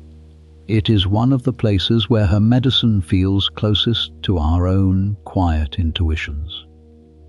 That a sorrowing heart wears the body down, and a light one helps to mend it, is a thing she would have taken as plain, and few of us, lying awake, would entirely disagree. Behind even these near causes lay a grander vision, and it is worth glimpsing, for it shows how large her sense of the body was. She saw the human being as a small world, a mirror in miniature of the great world outside, so that the same elements that made up the cosmos, the fire and air and water and earth, made up the body too, and the same forces that moved the one moved the other. The winds that blew across the world had their answer in the humours that moved within the body. The order of the stars and the seasons had its echo in the order, or disorder, of a person's health. To fall ill was, in this view, to fall out of tune with the great harmony of things, and to be healed was to be brought back into it. We need not share the vision to feel its reach, this sense of the single small suffering body held inside, and answering to the whole turning frame of creation. The cures she set against all this were, for the most part, calm and unsurprising, and that is rather to her credit. A great deal of her healing was simply good regimen, the ordering of a life toward health. Eat well and moderately, of the right warm, nourishing things. Sleep enough, and at the right times. Neither overwork the body nor let it grow slack. Keep the heart as cheerful and settled as one can. Take the warming herbs and foods when the body has grown cold and heavy, the cooling ones when it has grown overheated. Draw off the excess humour when it has truly gathered, by the careful letting of a little blood at the proper season. There is nothing frantic in it, no reaching for violent remedies, no promise of quick miracles. It is the steady, patient, moderate care of a woman who had watched a great many bodies through a great many illnesses and knew how much of healing was simply the removing of what harmed and the adding of what nourished, given time. She wrote, too, and with a frankness that can still surprise, about the body of the woman in particular, about the differences she saw between men and women, about the workings of the female body through its months and its seasons, about conception and childbearing, and the temperaments she believed went with each. Here again she blended the inherited learning with her own observation, and here again she spoke plainly, as a woman writing among women about things she had seen and tended at close hand for a lifetime. That a woman of the 12th century set down such things at all, in her own voice and under her own authority, is itself remarkable, and it gives her medical writing a particular value, for it preserves a woman's view of women's health from an age when almost every surviving medical voice is a man's. There is a warmth even in the way she thought about the different temperaments of people, the mixtures of the humours that made one person sanguine and warm, another heavy and melancholic, another quick and choleric. She did not treat these as fixed sentences, but as tendencies to be understood and gently managed, each kind of person needing its own balance of food and rest and remedy, the melancholic needing warming and gladdening, the overheated needing cooling and calm. It is a humane way of looking at people, this sorting them not to judge them, but to care for them better. And it runs all through her second book, softening what might otherwise be a dry catalogue of causes into something closer to a long, patient meditation on how to help a particular suffering person of a particular make feel better. Beneath all the near and visible causes, she reached, as her age did, for a deeper one, a first cause that lay behind the whole frailty of the body. She held, with the belief of her time, that sickness and death had entered the world through the ancient fall of humankind from its first perfection, that the body had once been whole and green and unfailing, and had lost that first estate, and that all our aches and fevers and slow decays were the long echo of that loss. It is a theological cause rather than a medical one, and we tell it here simply as what she believed, calmly, without argument. But it is worth understanding, for it coloured her whole sense of what healing was. To mend a body was, in her eyes, to labour a little against that old withering, to restore, for a while and in part, something of the greenest the world had been made with and had let slip. The humblest poultice, seen so, took part in a very large story. She did not stay only in the heights of cause and vision, though, and her second book comes down often to the plain trouble in front of her. She wrote of fevers and how to cool and carry a body through them. She wrote of the aching head, the troubled gut, the swollen and painful joints that we would call gout, the coughs and chest troubles of a damp country, the melancholy that weighed a spirit down. For each she gave her counsel, a food to take or avoid, a herb to steep, a warmth to apply, a letting of blood, if the humour had truly gathered, a change in the ordering of the day. There is nothing showy in these passages. They read like the settled notes of a woman who had met each of these troubles many times and had found, by long trial, what tended to help and what did not, and had simply written it down for the next pair of hands.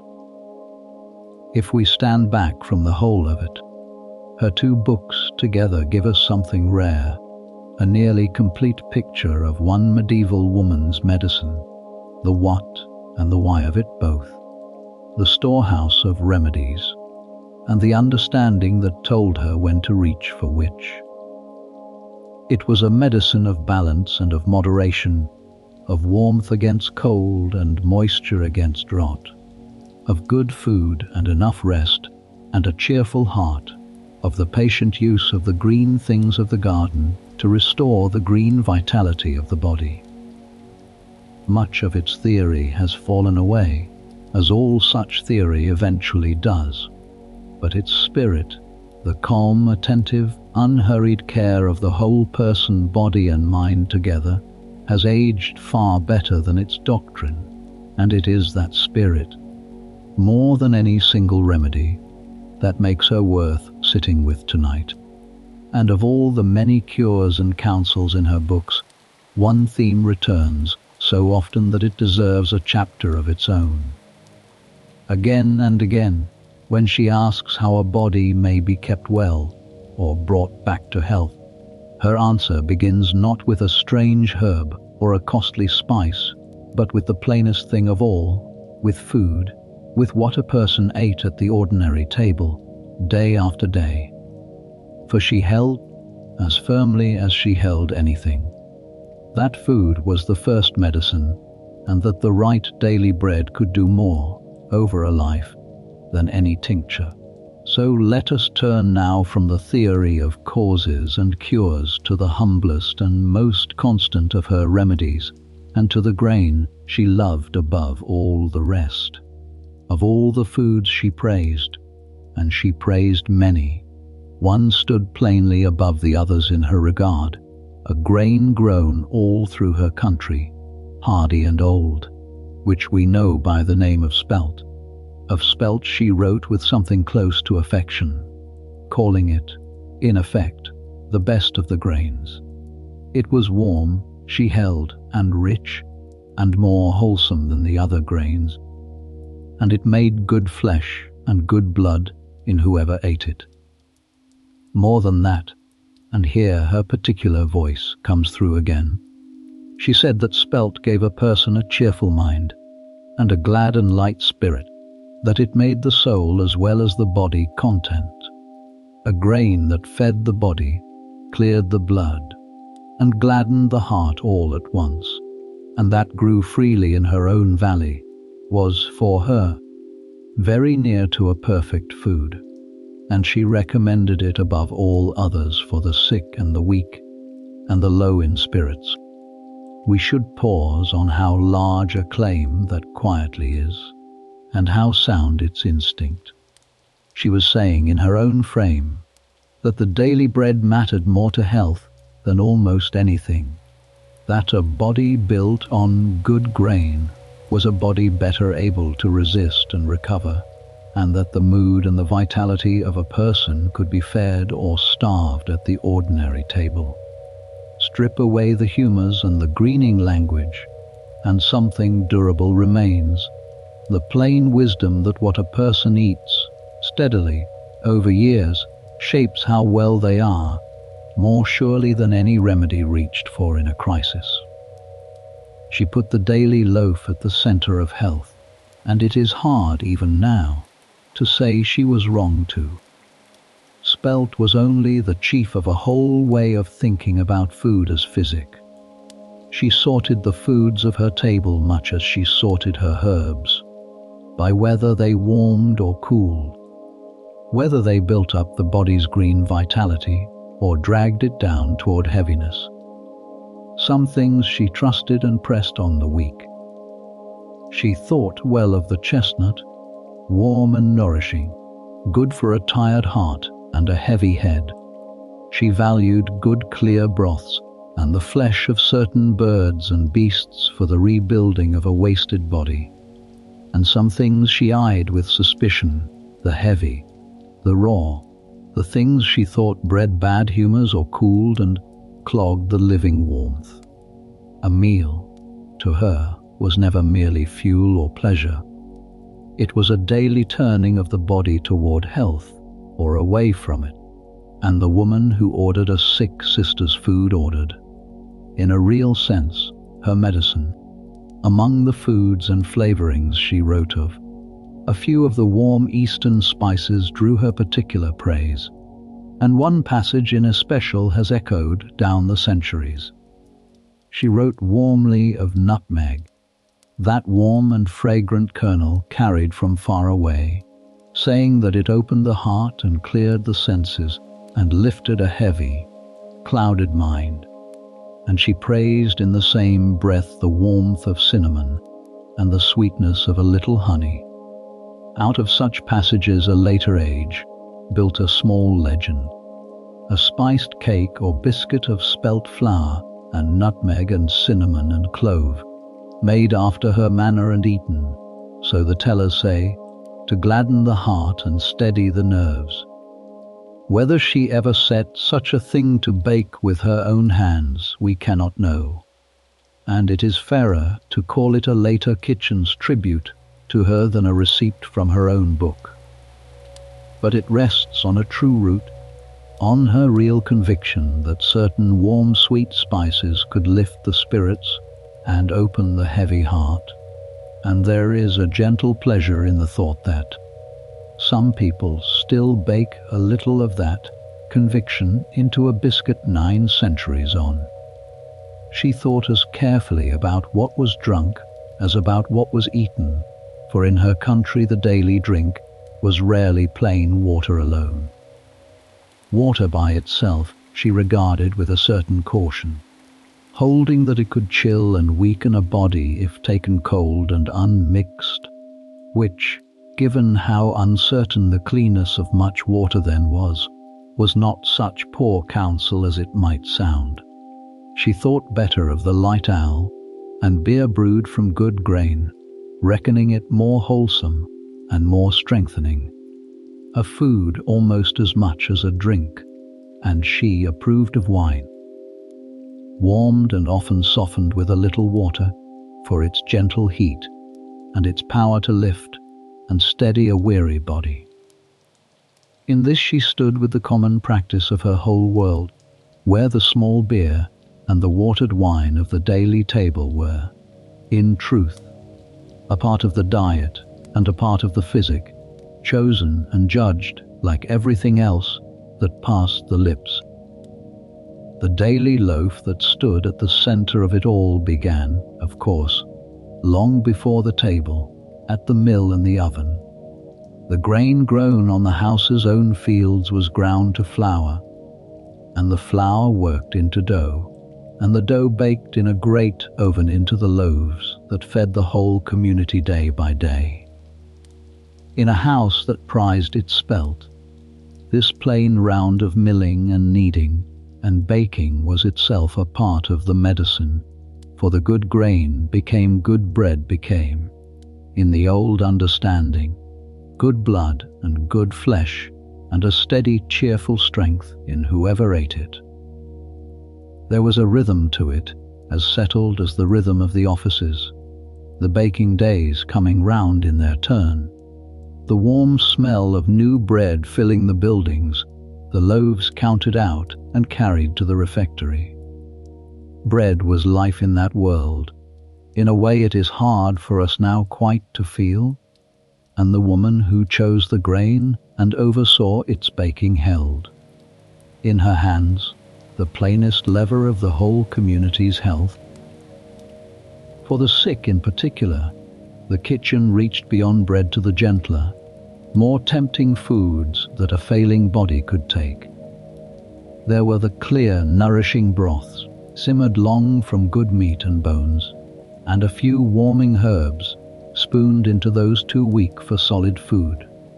There were eggs, lightly cooked, and milk, and the soft fresh cheeses, foods thought to be building and kindly to a wasted frame.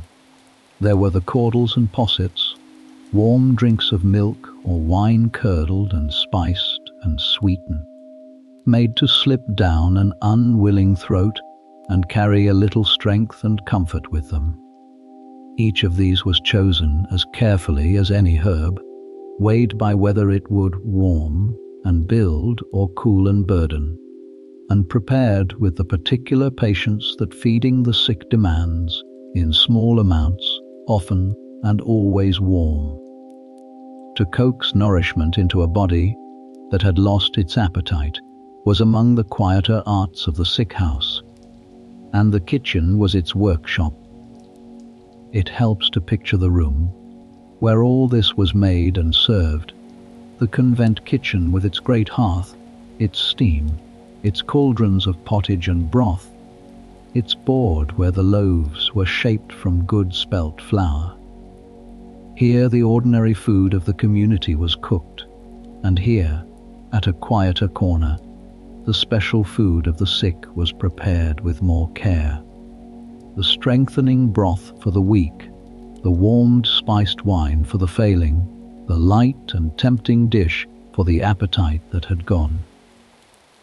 A sister carried these on a tray across the cloister to the infirmary, warm under a cloth, and it was as much a part of the healing as anything ground in the stillroom next door. The kitchen and the sick house were near neighbors, joined by that daily traffic of trays, and in a real sense the cooking fire was one of the chief instruments of the whole medicine, turning the grain she loved and the herbs she trusted into the actual warm nourishment a body could take. Against all this praise of good food sat the counterweight of the fast, for she lived in a world that fasted often and by rule, and she thought carefully about that too. The long fasts of the darker seasons, the plainer table, the giving up of richer foods, were part of the ordered life, undertaken for the soul's sake first of all. But she was no friend to fasting carried to the point of harm. She warned, in her measured way, against the disciplines pushed so far that they broke the body they were meant to school, against a starving that quenched the very green vitality she prized. Moderation was her steady note here as everywhere, enough plainness to keep the body light and the spirit clear, never so much as to wither it. It is a balanced and humane counsel, and it fits the whole shape of her mind, forever seeking the middle way between too much and too little, between the heavy and the barren, between the overfed body and the starved one. So her medicine, followed all the way down, comes to rest on the most ordinary ground of all, on the daily loaf, the bowl of broth, the plain, warm, nourishing food eaten in moderation and chosen with care. It is a fitting place for it to rest, for it brings the whole soaring vision of greenness and cosmos and humour back down to the kitchen table and the sick sister's tray, where healing, in the end, mostly happened. And close beside that kitchen, sharing its fire and its water, lay another room where the plants of the garden were turned into the actual remedies the body took, steeped and simmered and pressed, and where the warm water itself was reckoned a medicine. Let us leave the table now and turn to the water, the steam, and the working room where the cures were made. A garden full of herbs and a shelf full of dried bundles are only the beginning of a remedy, not the remedy itself. Between the drying loft and the sick bed lay a working room, warm and steamy, and cluttered with the plain tools of the craft, where the green and grey and golden matter of the garden was turned, by patient labour, into things a body could actually take. Let us turn now to that room, to the water and the steam, and the working hands that made the cures. Call it the stillroom, the name a later age would give it, though the thing itself was older than the name. It was the kitchen's quieter cousin, set near the fire and the water, and it held the instruments of preparation. There were the mortars of stone and the pestles worn smooth, for the pounding of root and seed and dried leaf into powders and pastes. There were the sieves and the straining cloths, for parting the good liquor from the spent matter. There were the small pots for simmering, and the wide bowls for cooling, the jars and the pipkins for keeping, the ladles and the spoons, and the little balances for measuring out. And there was, above all, water and fire, heat and moisture, the two plain forces that did most of the actual work, softening the hard, drawing out the hidden, and carrying the virtue of a dry brown root into a warm cup a fevered woman could drink. The ways of preparing were few and old and endlessly repeated, and every herb woman knew them in her hands. There was the decoction for the hard parts of plants, the roots and barks and tough stems, which were set in water over the fire and simmered long and slow until the water had drawn their strength into itself, and then strained off warm to be drunk or applied. There was the infusion, gentler, for the soft parts, the leaves and flowers, which were not boiled but steeped, covered, in water just off the boil, so that their more delicate virtues were coaxed out without being cooked away. The same slow steeping we still do, without a thought, every time we make a cup of tea.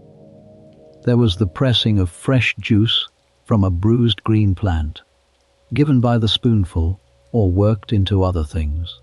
And there was the steeping of herbs not in water at all, but in warm wine. A favourite for the warming remedies, the wine carrying the herbs' heat gently inward, for what was to be laid on the body, rather than taken into it. There were other preparations, made at the same board. There was the poultice, The simplest of all, a mass of bruised, fresh herb, or of dried herbs softened in hot water, spread warm on a cloth and bound over a wound or a swelling or an aching place. There was the salve or ointment, made by working the herb's virtue into rendered fat, sometimes with a little beeswax to firm it, so that it could be spread and would cling, a soothing grease for chapped skin and burns and sores. And there was the syrup, in which a herb's decoction was thickened with honey, both to keep it and to make it kindly to the throat and the tongue, so that a bitter cough remedy went down as a sweetness.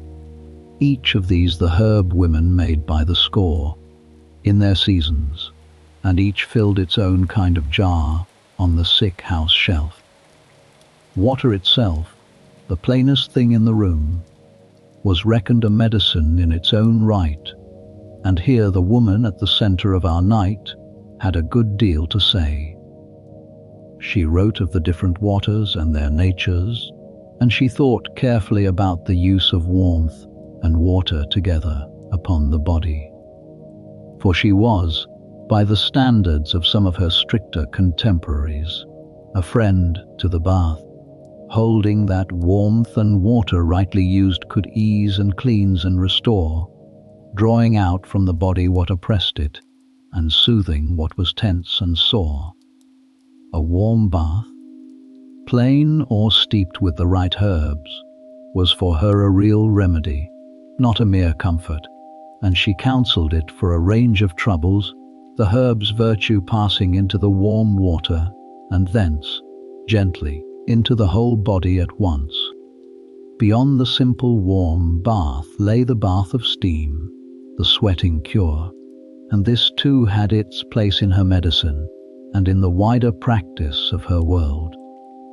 To sit a body in warmth until it sweated freely was understood to open it, to draw out through the skin the excess and the corruption that troubled it, to unclog the heavy humours and let the body breathe. Herbs might be cast on hot stones or steeped in the water to fill the steam with their virtue, so that the sweating body took them in through every pore. It was an old practice, and a widely trusted one, and it fits her whole way of thinking, this drawing out of the cold, clogged excess, and this restoring, through warmth and moisture, of the body's free and living flow. The sweat itself was read as the visible carrying off of what had made the person ill. There was, in the better furnished houses, one further art of the working room, the slow drawing off of fragrant and healing waters from the plants themselves, the art we would call distilling. It was not yet, in her century, the common and everyday thing it would later become, but the knowledge of it was abroad, carried north with the other learning of the age, and where the vessels could be had, a still might be set up to gather the sweet waters of the rose, the fennel, the mint, and the other aromatic herbs. The plant was steeped and heated, and the vapour that rose from it was led away through a cool channel, where it gathered again, drop by patient drop, into a clear and scented water that held the very soul of the plant without its coarse green matter. Rose water so gathered was among the most prized of all, cooling and sweet, dabbed on a hot brow, dropped into a tired eye, sprinkled to freshen a heavy sick room. To watch such a water form, drop by slow drop, through a long afternoon, was to see the plainest herb refined into something that seemed almost to shine, and it is easy to understand the quiet fascination these waters held for the women who made them. Let one small scene stand for the whole of this labour, a herb bath made ready for a sister worn down by a long, low illness. Through the morning the fire is fed, and the water heated in the great copper. Into it go the herbs chosen for her particular trouble, the warming and the soothing ones, a good armful of them, dried from last summer's store, or cut fresh, where any still grow, and the water is left to draw their virtue as it warms, until the whole room fills with a green and fragrant steam. When it is ready, the sister is helped in, and she sits in the warm herbed water in the steam-filled room while the heat opens her, and the herbs do their quiet work, and one of the others sits by, adding warm water as it cools, speaking little, keeping her company. There is no drama in it, and it will not be written down anywhere, and yet it is medicine of a very real and human kind. The warmth and the herbs and the patient companionship, all working together on a weary body, and it happened, in one form or another, on countless quiet mornings behind countless walls. We should not lose, in all this talk of method, the plain physical labor of it, and the hands that did it. Making remedies was hard, humble, repetitive work. The pounding in the mortar was long and jarred the arm. The tending of a slow decoction meant hours by the fire in the heat and the steam. The rendering of fat for salves was a greasy business, and the straining and bottling asked patience and a steady hand. It fell, for the most part, to the working sisters and to the older girls learning the craft, and their hands showed it, roughened and stained and strong. Yet those same hands were the ones that then laid the warm poultice on a wound with the lightest possible touch, or held a cup to failing lips, or wiped a fevered brow. There is a wholeness in that, the same hands that ground the root gently giving the medicine, and it is one of the quiet dignities of the whole life. Not all of the water craft leaned toward warmth, either, for there were troubles that called for cold rather than heat, and the herb women knew the difference. Against a burning fever, or a hot swelling, or a part of the body inflamed and throbbing, they turned to the cool rather than the warm, a cloth wrung out in cold spring water, and laid on the brow, and renewed as it warmed. A compress of cooling herbs steeped, and then chilled, the cold drawing down the heat, as surely as the warm bath opened the pores. The choosing between hot and cold was itself a piece of the craft. Read from the trouble in front of them, for the wrong choice could deepen the harm, and a good healer knew that a body already burning wanted cooling and calm, while a body gone cold and heavy wanted warmth and stirring. It was the same balance she sought everywhere, warmth against cold and cold against heat, forever nudging the body back toward its even and living middle. And what was made had to be kept, which was its own quiet discipline. The finished remedies filled their jars and pots on the sick house shelf, and each had to be known and kept in order and watched for spoiling. The dried herbs held their virtue for a season or two and then faded, and had to be renewed each year from the new harvest. The old stock turned out and the shelf restocked. The salves could turn rancid, the syrups could ferment or grow a skin. The pressed juices did not keep at all, and had to be made fresh as needed. So the store was never still. It was worked through and replenished in a steady round. The summer's making spent slowly across the winter, the emptied jars washed, and set ready for the next filling, the whole shelf quietly turning over with the turning year. To keep such a store well, neither running short in a hard winter, nor letting good medicine spoil unused, was a plain and constant labor, and a large part of what it meant to run a sick house at all.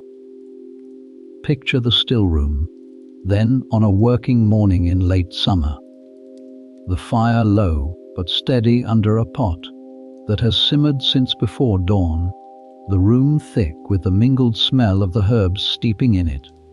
One sister leaning her weight into a pestle, another straining a cool decoction through a cloth into a waiting jar, a third stirring honey into a dark syrup until it runs thick from the spoon.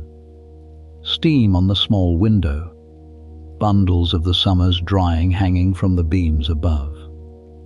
And through it all the unhurried rhythm of women who have done exactly this, in exactly this way, through every summer of their lives, and will go on doing it, turning the garden's green harvest, jar by patient jar, into the winter's store of cures. From this warm, plain, steamy room, where the humblest of materials were made into medicine, we turn now to the very opposite end of her whole storehouse, to the rarest and the costliest things she wrote of, things that came not from the garden or the hedgerow, but from the deep earth and from far countries, things she believed held virtues as real as any herbs. Let us turn now to the precious stones, and to the strange and lovely lore she set down of them. Among the books within her book of simple medicines was one given over wholly to the stones, the gems and the crystals of the earth, and of these she wrote with the same steady confidence she gave to her herbs, holding that they too held virtues set into them for the good of human beings. It is one of the passages of her work that reads most strangely to us now, and we should tell it gently and as belief, for that is honestly what it was. She held that the precious stones had been formed in the meeting of water and fire, in the great heats and floods of the world's making, and that this fierce origin had left in them a particular purity and power, a virtue that could be turned, rightly used, against the troubles of the body and even of the mind. Chief among the stones, and dearest to her whole way of seeing, was the emerald, the greenest of all the gems, and here her two great themes met and joined. For the emerald was, to her, the very stone of the greening power, holding in its cool green heart something of that living freshness she prized above all else, and she reckoned it good against a wide range of ills, a stone to hold, to wear, to keep close to the body.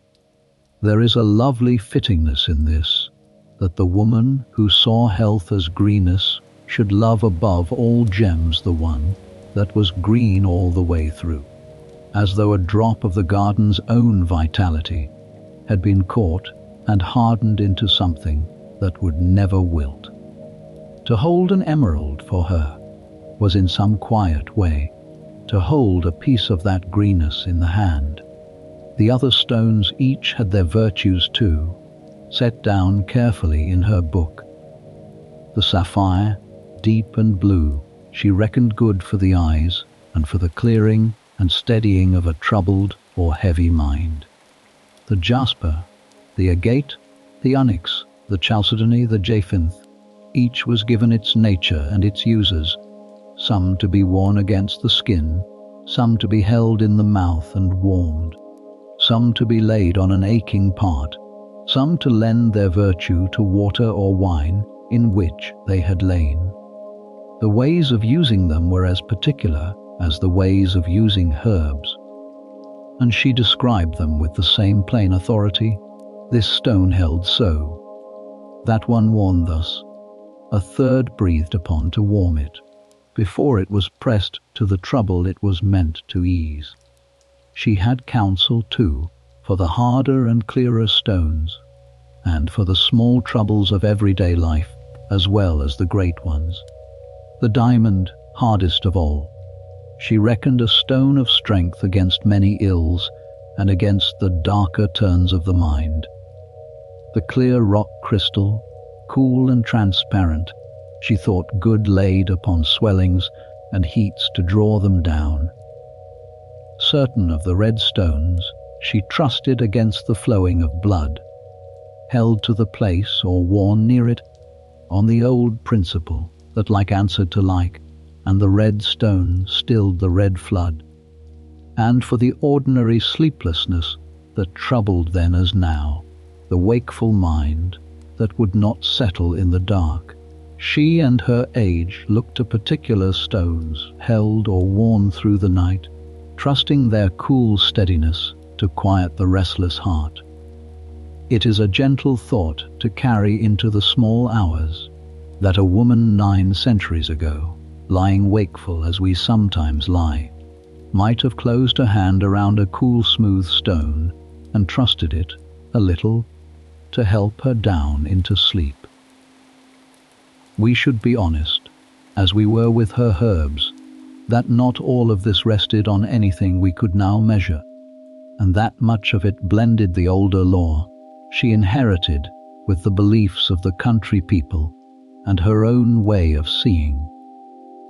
She did not test her stones as she might have tested them, and some of what she claimed for them we would set gently aside.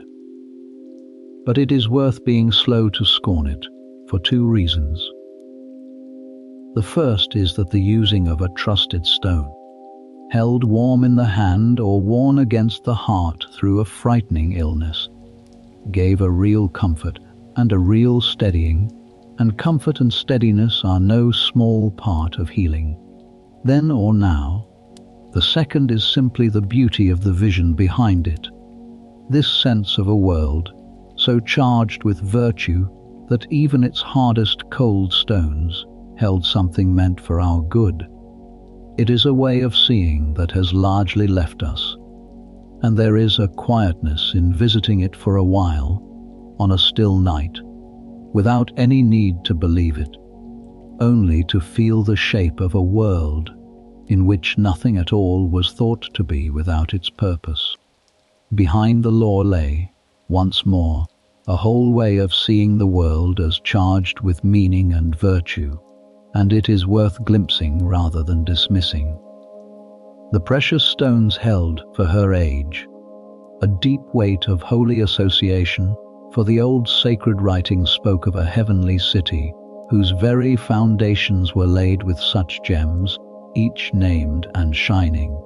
And so the stones carried, in the medieval mind, a nearness to the divine, a sense of being pieces of a higher and purer order broken off into the world.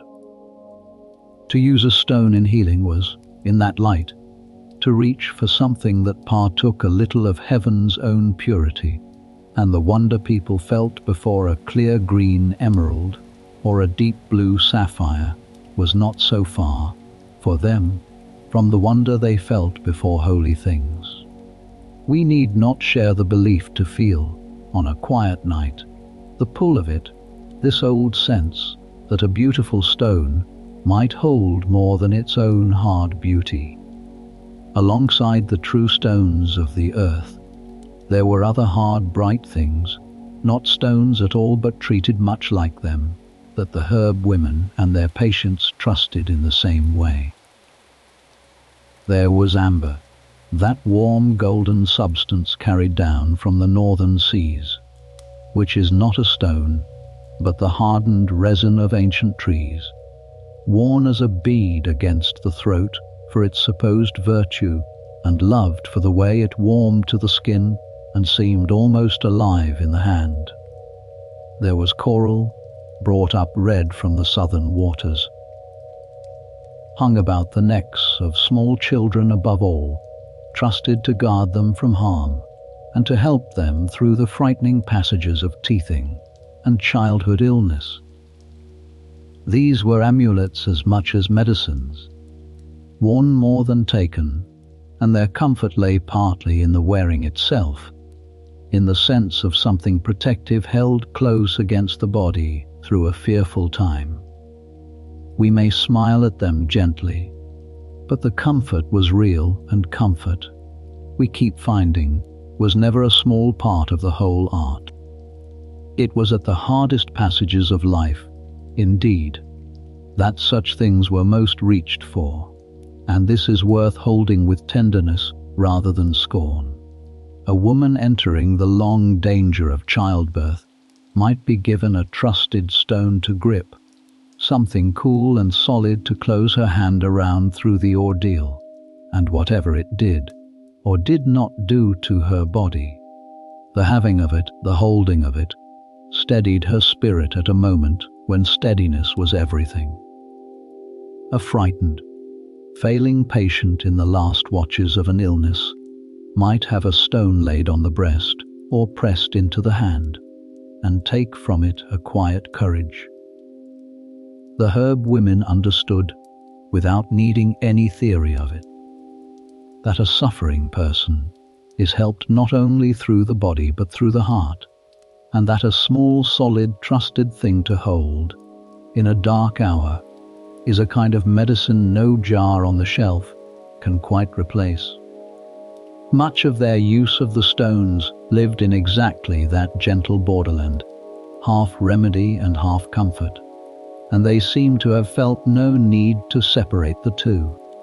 So her storehouse ran the whole span of the created world, from the plainest warm water in the still room pot to the rarest green gem breathed warm and pressed to a troubled brow, and she found virtue and gave counsel all the way along it. It is a fitting measure of how completely she meant her great catalogue, that it left out neither the humblest nor the highest, but gathered the whole of nature, water and herb and grain and stone alike, into one long book of remedies. And that book, and its companion of causes and cures, and all her other writings besides, survive to us tonight only because they were copied, patiently by hand, in a quiet room set aside for exactly that. So let us leave the still room and the gem alike now, and turn to the room where her words were saved from the long silence that swallowed so much else. Let us turn now to the copying room. Everything we have gathered tonight, every plant she named and every counsel she gave, reaches us across 900 years for one reason and one reason only. It was written down, and then it was copied, patiently, by hand, again and again, in quiet rooms set aside for exactly that labor, until enough copies existed that time and fire and neglect could not destroy them all. So let us turn now to the room where that saving happened, to the copying room, and to the slow and beautiful work of making a book by hand. To make a single book in that century was the labor of months, and it began long before any word was written, with the making of the very pages. There was no paper in these lands yet, or almost none, and so the pages were made of skin, of the hides of calves and sheep and goats, scraped and soaked and stretched and scraped again, until they were thin and smooth and pale, then cut to size and folded into gatherings. A large book might swallow the skins of a whole small herd before it was done. Each page was then ruled with faint lines to guide the hand, pricked at the edges to keep the ruling even, so that the finished writing would march in straight and orderly rows. All of this, the preparing of the skins and the ruling of the pages, was done before a single letter of the actual text was set down, and it was itself a craft of patience learned over years. Then came the writing, and this was the heart of it. The scribe sat at a sloped desk with the page before her, an inkhorn at hand, and a quill cut from the flight feather of a goose, its point trimmed and split and endlessly re-trimmed as it wore. The ink was often made from oak galls, those hard round swellings that grow on oak twigs, crushed and steeped and mixed with iron and gum into a dark liquid that bit into the skin and held fast for centuries. Letter by letter, word by word, line by line, the scribe copied her text from the book before her, in a careful even hand, hour after hour, in the good light of a window, for such close work could not be done by candle without ruining the eyes. It was slow, exacting, wearing labour, hard on the back and the hand and the sight, and the old scribes sometimes left small wary notes in the margins about the cold, or the poor light, or their longing for the work to be done. The women behind the wall were among those who did this work, for a convent of any learning kept its own copyists, and the making and keeping of books was a proper and honoured labour of the religious life. A sister with a good clear hand might spend her working hours, year upon year, at the copying of the Psalms, the lives of the holy, the older books of the house, and, where a house had them, the works of medicine and of plants. And some houses went beyond the plain copying into the high art of illumination, the adorning of the pages with colour and gold, the great decorated first letters, the small bright pictures set into the text.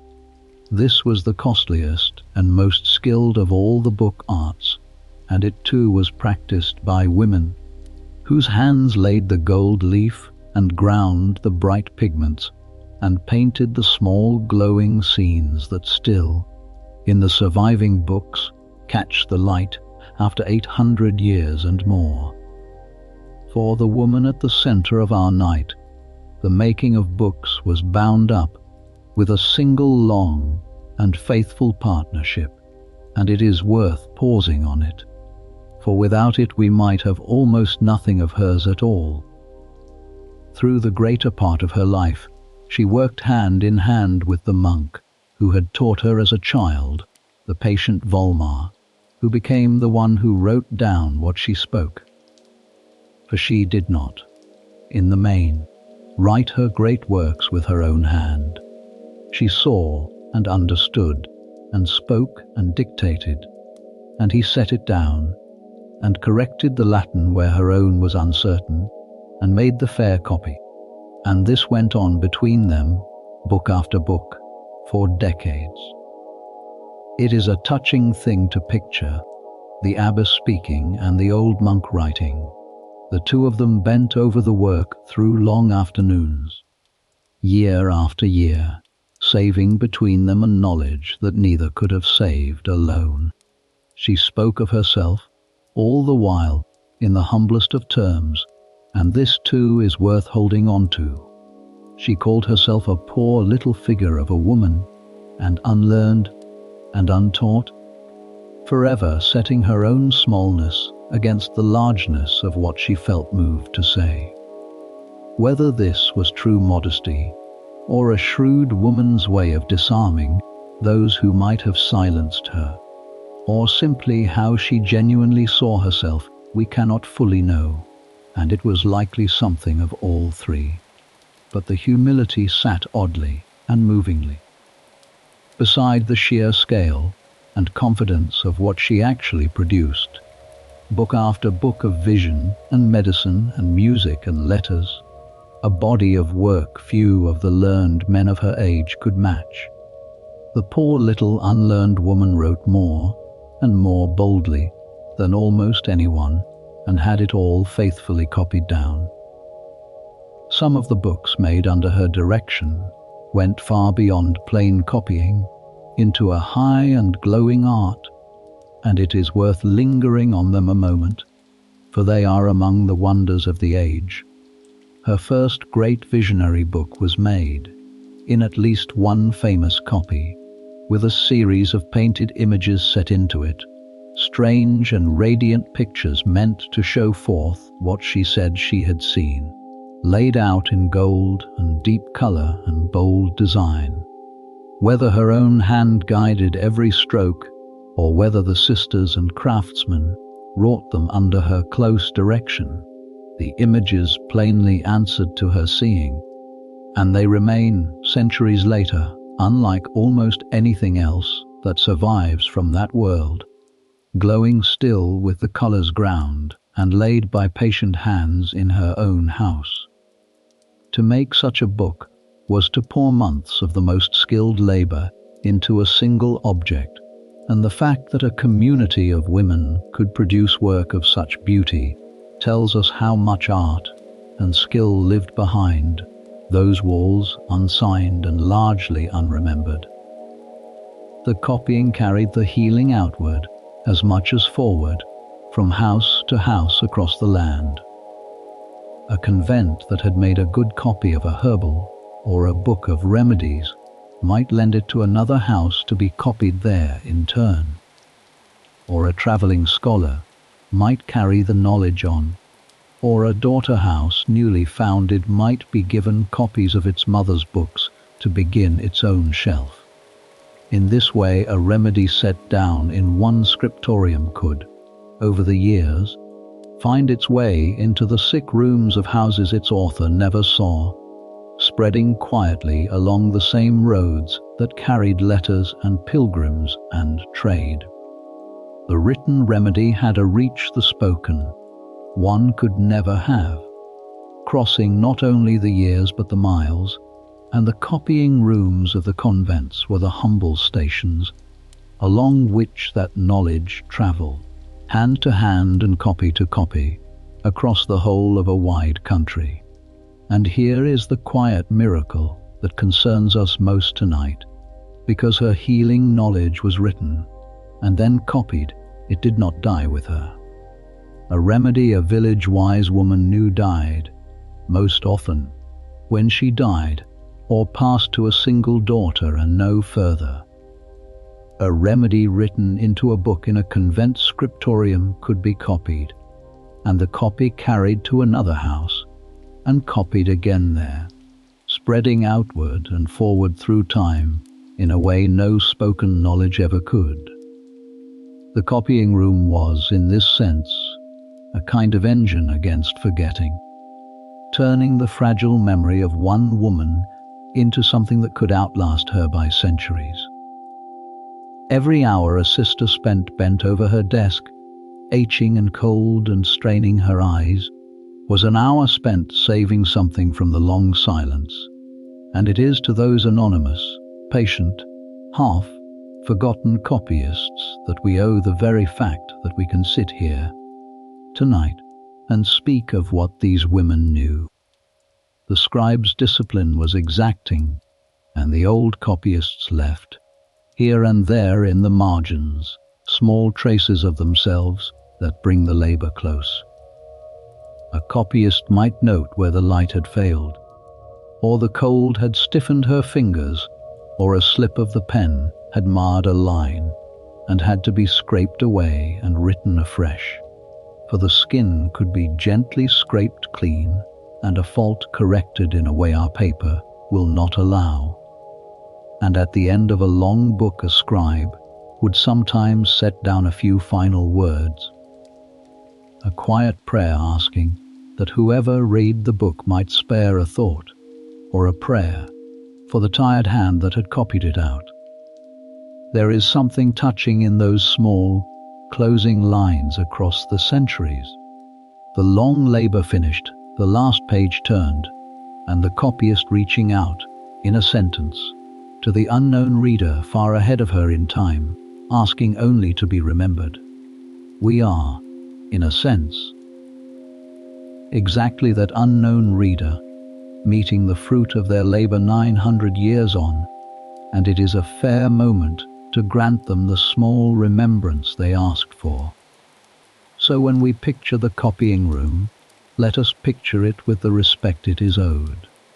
The sloped desks in the good north light, the bent heads and the moving hands, the scratch of the quill and the small sounds of the ink and the turning page, the slow growth of a book, gathering by gathering, over months, under fingers stained dark with oak gall ink, and the knowledge, passing quietly from an older book to a newer one, saved once more for another lifetime, another copying, another 100 years. It is not a dramatic room. Nothing happens in it quickly. but more of the past was saved there, in that patient scratching quiet, than in almost any louder place. And a great part of what we know of the whole lost world of the herb women survives, because someone, in such a room, thought it worth the labor of copying out. The woman we have followed did not, in the end, spend her whole life in the shared house on the first hill where she was given as a child.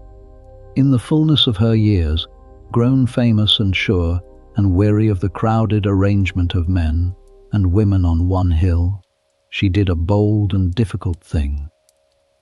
She gathered her sisters and moved to a place of her own to build a new house where the women's life and the women's healing and the women's copying room would be theirs alone. So let us leave the copying room of the old house now and follow her and her sisters to the new house on the hill above the great river. For many years, after the death of the older woman who had first enclosed her, our abbess had led the small community of women at the shared house, chosen by them to be their guide and mistress. And in those years her fame had grown, quietly at first, and then greatly, as word spread of her visions and her writing, until it reached the very highest in the church, and her first great book was read and approved, and blessed by those whose approval mattered most, so that a once obscure enclosed woman became, in her own lifetime, a figure sought out by bishops and princes for her counsel. It was an extraordinary rise, and it changed her standing utterly, and it gave her at last the weight to attempt something a woman in her position could rarely attempt: to leave and to found a house of her own. The wish to move did not come lightly, nor was it kindly received. The old house had every reason to keep her and her sisters, for their presence brought it honor, and the dowries and connections of the noble women among them brought it worldly good as well. To lose them was to lose all of that, and the leaders of the men's community resisted the parting, and for a time the matter hung in painful deadlock. The old accounts tell that, in the midst of this struggle, she fell gravely ill, sinking into a weakness from which she could not rise, and that this illness was read, in the end, as a sign that her wish to go should not be denied, so that at last the parting was allowed. We may read that illness as we choose, and the sources tell it in their own confident way, but the plain outcome is clear enough. The resistance gave way, and she was free to take her sisters and go. The place she chose was a hill near where a smaller river pours into the great one, a bare and long, neglected spot with an old ruined church upon it, exposed and unpromising, with little of comfort about it. There, around the middle years of that century, she brought her women, perhaps 18 or 20 of them, and set about the hard work of building a home out of very little. The beginnings were plainly difficult, and the sources do not hide it. Some of the sisters, used to the settled comfort of the older, richer house, found the raw new place cold and mean and hard, and there was grumbling and homesickness and a testing of the whole bold venture in its first lean seasons. To lead a community through such a founding, holding it together through cold and complaint and doubt, asked a strength of a very practical kind, quite different from the strength of vision, and she plainly had both. In time, and it was not a short time, the new house took shape and prospered. Buildings rose, workshops were set up, gardens were dug and planted, and the community settled into its own ordered life at last. Its own choir, its own sick house, its own copying room, all of them the women's own, and under the women's own governance. It is even said that she had water led cleverly into the house through channels, so that the sisters had it near to hand, a piece of practical ingenuity that fits everything else we know of her turn of mind, forever bent on the ordering of things toward use and health. And around all the building and the settling, the old work went on, the healing and the growing of herbs and the copying of books, carried now in a house that belonged wholly to the women who did it. Her authority in these later years reached far beyond the wall of her own house. She managed lands and rents and the whole worldly business of a growing community, as any abbot did. She wrote letters to popes and emperors and bishops, and troubled ordinary people, and they wrote to her, seeking her counsel and her prayers. She even, in a thing almost unheard of for a woman of her age, went out on journeys to speak in public, traveling the river country and beyond to address gatherings of clergy and people, an enclosed woman stepping out, in her old age, to preach. And later still she founded a second house, a daughter community across the great river, so that her way of life took root in more than one place. Through all of it, the quiet healing continued, unremarked beside the grander doings, in the gardens and the sick rooms of the houses she had made. There is a small and human episode from these years that shows her mind on the women in her care, and it is worth the telling. She was taken to task by another devout woman of the region for allowing her sisters on the great feast days to put off their plain dark habits and appear in white, with their hair loose and small circlets upon their heads, a finery that seemed to the critic quite unbecoming to nuns. Her answer, in effect, was that these were the daughters of a high and free estate, brides adorned for a heavenly bridegroom on the days of highest joy, and that a fitting beauty on such days took nothing from their devotion. We need not settle the old quarrel to find the reply revealing. It shows a woman who did not think holiness required drabness, who saw beauty and joy as fitting company for the sacred, and who defended the dignity and the gladness of the women under her hand. It is of a piece with the healer who prescribed fennel for cheerfulness and loved the greenest of the stones, a mind that always leaned, where it could, toward brightness and life. Through all these later labors, the governing and the letters and the journeys, the plain daily healing never stopped.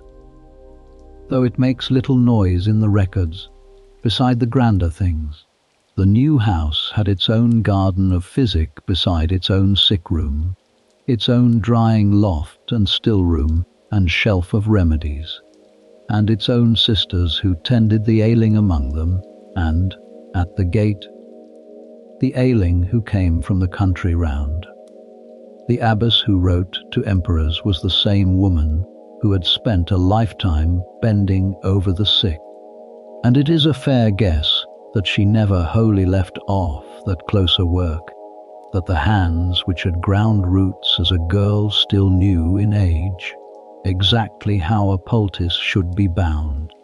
The healing was the ground beneath everything else she became, the first thing she had learned and, very likely, among the last she laid down. Her long life drew toward its close in the house she had built, in her early 80s, a great age for that world, having outlived the faithful old monk who had written her words for so many years. Even at the very end her steadiness was tested. In her last months a hard dispute fell upon the community over a man once cut off from the church and then reconciled, whom she had allowed to be buried in the sisters' own ground. The authorities demanded the body be taken up and cast out, and she refused, holding that the man had died at peace with the church and should not be disturbed. And, so the story goes, she went herself and removed the marks of the grave so that none could find it to trouble it. For this refusal a heavy silence was laid on her house, the singing forbidden, the sacraments withheld, a bitter grief for a community whose whole life was song. She bore it and pleaded her case, and before she died the silence was lifted and the singing restored. She died not long after, in the settled peace she had fought to keep. And an old tradition tells that a great light was seen crossing the sky above her room as she went, though of that we can only say, as she herself so often said of gentler things, that it was what the old accounts relate. So the child given to the cloister ended her long life, as the head of her own foundation, mistress of her own gardens and her own copying room, sought out by the powerful and loved by the sisters. She had led through hardship into settled peace. It is a long arc, from the small enclosed girl watching an older woman's hands to the aged abbess governing lands and writing to emperors, and the healing runs the whole length of it like a green thread. But she was not, for all her singularity, alone in the wider world. Across the German lands and beyond, in other convents on other hills, other women were keeping other gardens and other sick houses and copying other books of remedies. And between these scattered houses ran a quiet web of letters and learning and shared knowledge. So let us turn now from her single remarkable house to that wider company of herb women behind other walls. We have spent the greater part of our night with one woman, because her books survived, and so let us come close to her in a way we can, with almost no one else of her kind. But it would give a false picture to leave you thinking she stood alone, a single lamp in an unbroken dark. She did not. All across the German lands and beyond, in convents on other hills and in other valleys, other women were keeping other gardens, tending other sick rooms, and copying other books of remedies, and between these scattered houses ran a quiet web of shared knowledge. Let us turn now, in these last hours, to that wider company of herb women, the many whose names we do not know. For every abbess whose writing survives, there were 100 sisters whose knowledge lived only in their hands and passed only to the sisters who came after them, unwritten and unremembered. The infirmarian who trained her successor, the old gardener who knew every bed, the kitchen sister who made the strengthening broths, the copyist who saved a herbal without ever adding a word of her own. These women left no books and no names, and yet the whole standing structure of convent and medicine rested on them, on their patient daily competence, repeated across generations in house after house. When we speak of the herb women behind convent walls, it is chiefly these unnamed ones we mean, the great quiet body of practical women who kept the healing going, and it is worth pausing once to hold them in mind, precisely because history so seldom does. Yet a few other names besides our abbess do come down to us, and they show that she was not the only learned woman of her kind. In another region, in the same century, another abbess set herself to gather the whole of useful knowledge into a great illustrated book for the teaching of her nuns, a garden of delights, she called it, filled with pictures and lore drawn from every quarter of learning. She meant it to instruct and to nourish the women in her care, to give them, within their wall, a window onto the whole of knowledge, and it stands as another proof that the convent could be, for a woman, a place of real learning and real authorship. That such women arose in more than one place, independently, tells us that the convent was not a cage for the female mind, but, for a fortunate few, a rare open door.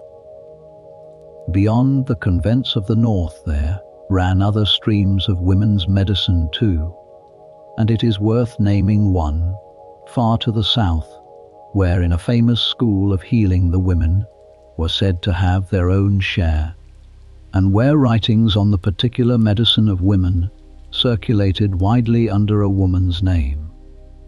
Whether one woman or several stood behind those writings has long been debated, and we need not settle it tonight.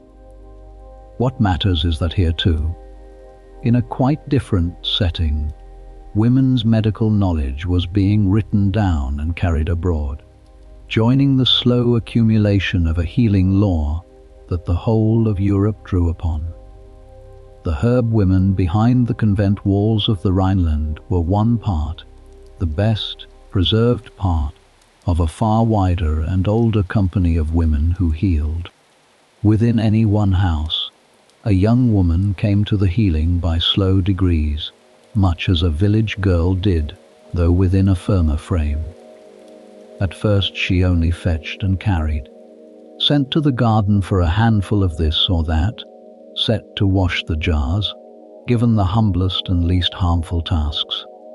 In time she was trusted to prepare, to pound and strain and steep under a watchful older eye, learning the doses and the methods by doing them beside someone who already knew. Later still she might sit with the sick, first alongside the infirmarian, and then, as her judgment proved sound, more and more on her own. And a rare few, at the last, came to know the whole craft so thoroughly that they in turn became the keepers and the teachers, the ones who trained the next girl to fetch and carry.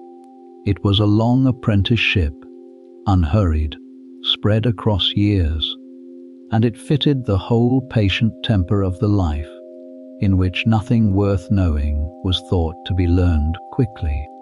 Nor did the convent healers work in a world empty of other healers, and the boundaries between them were real, but not unfriendly. Out in the villages the wise women still kept their own knowledge and their own patience. In the towns, as the centuries went on, there were physicians of the schools, and barbers who let blood and drew teeth, and apothecaries with their shops of drugs.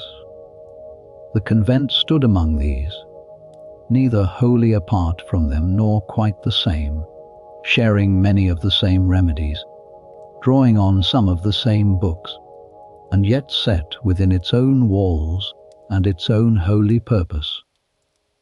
A sister might send beyond the wall for something she could not make, or take in knowledge that came from the town, and the country people around a great house knew it as one more place, and often the nearest and the cheapest, where a sick body might be helped. The web of healing, in truth, ran wider than the convents alone, and the herb women behind the walls were one strong strand in it, joined at 100 points to all the rest. Between the scattered houses, knowledge moved along the same quiet channels that carried everything else in that world. It moved by letter, abbess writing to abbess, house corresponding with house on matters both spiritual and practical. It moved by the copying and lending of books, a good herbal made in one scriptorium finding its way, copy by copy, into the libraries of others. And it moved, most homely of all, by the sharing of the plants themselves. A root or a cutting or a twist of saved seed carried from one garden to another when a sister transferred houses or a new foundation was stopped from an old one. In this way a valued plant, and the knowledge of its use, could spread across a whole country over the years, garden to garden and hand to hand, so that the same trusted herbs turn up again and again in house after house, the shared inheritance of a wide and quiet sisterhood. There is a further reason these walled houses mattered so much to the whole long story of medicine, and it is worth understanding plainly. Through the long early centuries, before there were universities, before there were colleges of physicians and guilds of apothecaries, the monasteries and convents were among the very few places where the old medical learning was kept alive at all, copied and studied and put to use while much else fell into neglect. They were the memory of medicine through its leanest seasons, and for women in particular, this mattered doubly, for when the universities did at last arise, they arose closed to women, barring them from the formal study and licensed practice of medicine for centuries to come. The convent remained, through all that long exclusion, one of the few places on earth where a woman might still learn medicine from books, practice it on real bodies, and pass it on with authority. The wall that shut the world out also, for the woman of learning, held a door open that the wider world was busy closing. So the herb women behind the walls were keepers, in a double sense. They kept the sick, tending them through fever and childbirth, and age and death, and they kept the knowledge, guarding it and copying it, and handing it forward through centuries, when it might easily have been lost, and holding open, for women especially, a narrow but real place in the learned healing of the world. It is a quiet kind of greatness, this keeping, unshowy and patient and easy to overlook, and it belonged not to one famous abbess, but to a whole long line of women, most of them nameless, stretching back and forward from her across many hundred years. And yet the walls did not stand forever, and the world they kept their knowledge safe within was, in the end, swept largely away. So let us turn now gently to the last part of our story, to what became of all this, and to what, against the odds, remained. Let us turn now to what the walls kept, and to what they could not. The centuries that followed were not kind to the houses we have walked through tonight. Wars crossed and recrossed those river valleys, and armies were no respecters of a convent wall.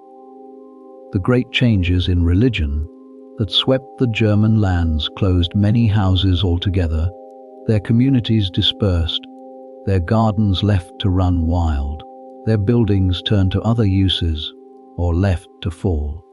The very house our abbess had founded with such labor on the hill above the great river was, in a later and more terrible war, given over to destruction, its walls broken, its long life ended, and the sisters driven to shelter elsewhere. The wall that had gathered and kept so much proved, in the end, no stronger than the peace around it, and when that peace failed, the walls failed too. The books fared as the walls did, some lost, some scattered, a fortunate few saved. Fire took some, and damp and neglect took others, and the disorder of war took more, until of all that was once copied and shelved behind those walls, only a portion came through to us. Even the greatest treasures were not safe.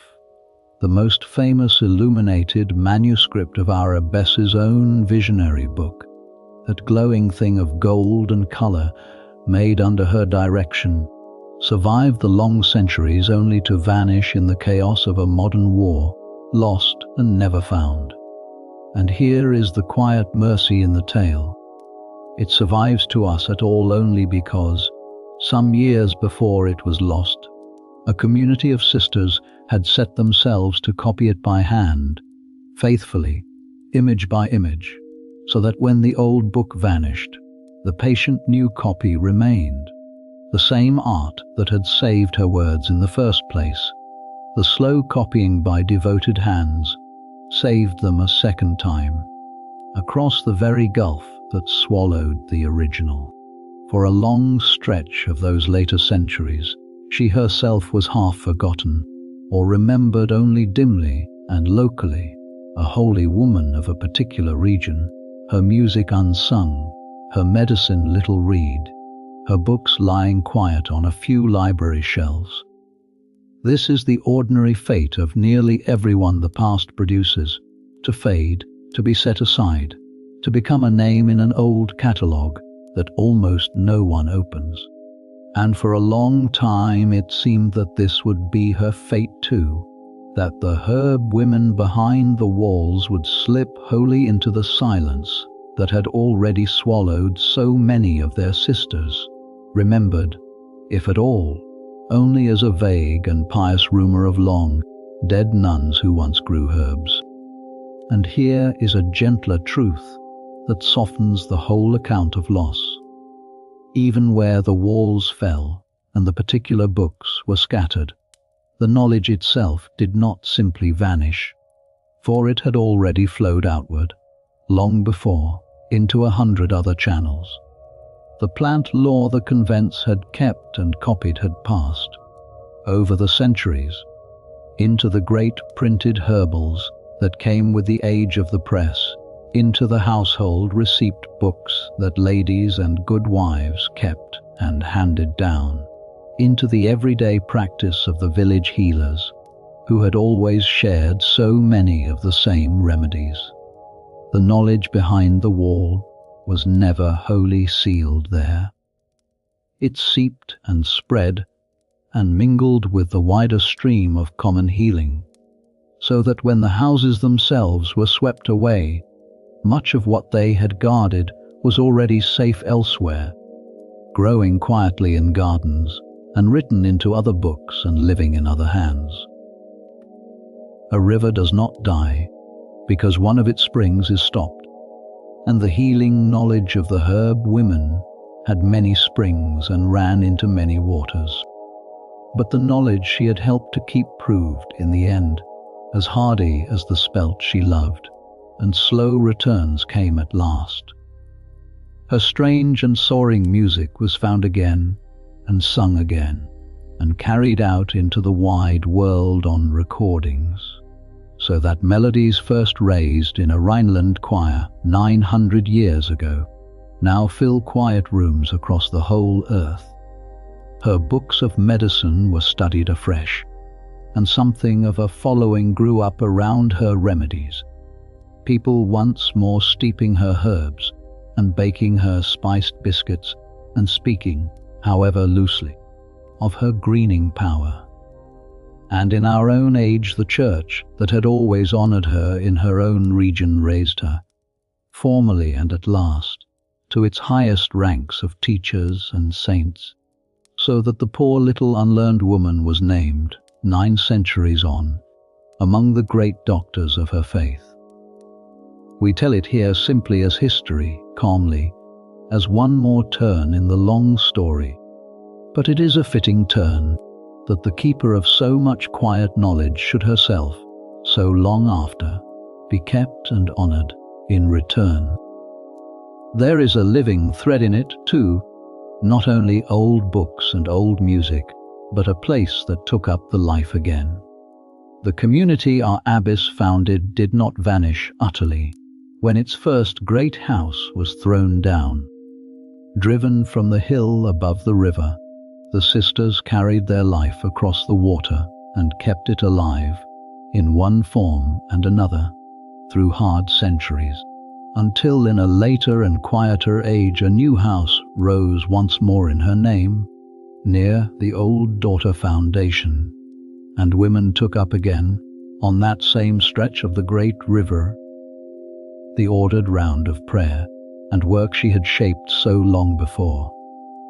Her earthly remains are kept there still, honoured by the sisters who carry her name, so that the long line she began, broken and scattered and threatened again and again, was never quite cut through, and runs on, thin but unbroken, into our own day.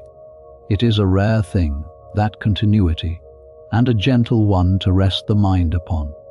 This sense of a small green life, persisting quietly across 900 years of everything that might have ended it. And something of that world can still be touched, even now, by anyone who cares to reach for it. The surviving manuscripts lie in their libraries, and their pages can be seen. The old sites can be walked. The hill above the river, the ruins and the later houses, the valleys where the herbs still grow wild in the hedgerows exactly as they always did. The music can be heard at the turn of a switch, filling a modern room with the sound of a medieval choir. And the plants themselves, the fennel and the sage and the calendula and the rest, grow yet in gardens the world over, asking to be crushed and smelled and known, unchanged in 9 centuries, carrying in their leaves the very same warmth and virtue the herb women prized. The wall is down, and the sisters are dust, and the world has turned over many times since, and still, if you wish, you may crush a fennel seed between your fingers tonight and breathe exactly what she breathed, and meet her, in that small way, across the whole gulf of time. What remained, then, when the walls were down and the gardens gone wild and the centuries had done their worst? Less than there once was, and more than we had any right to expect. A handful of books, copied and recopied by patient hands. A body of music, found and sung again. A memory of a way of healing, green and warm and gentle, that still draws people to it. And threaded through all of it, that single quiet idea she returned to all her life, that health is a kind of greenness, a living freshness to be tended and restored, in the body as in the garden, and that to care for a suffering person is to green a withered life a little with warmth and patience and the growing things of the earth. That idea, at least, the walls kept and handed on, and it is greener still tonight than many things far younger. And so our long night behind the walls draws gently toward its close. We have come a long way together in these hours, from a wooded valley at dusk to the door in the wall, and through it into the enclosed and ordered life within, the child given to the cloister, the bell that ruled the day, the sick house and its patient sisters, the walled garden and its greening power, the 2 great books and the herbs and the grain and the healing stones, the copying room, the new house on the hill, and the whole wide company of herb women stretching away on every side.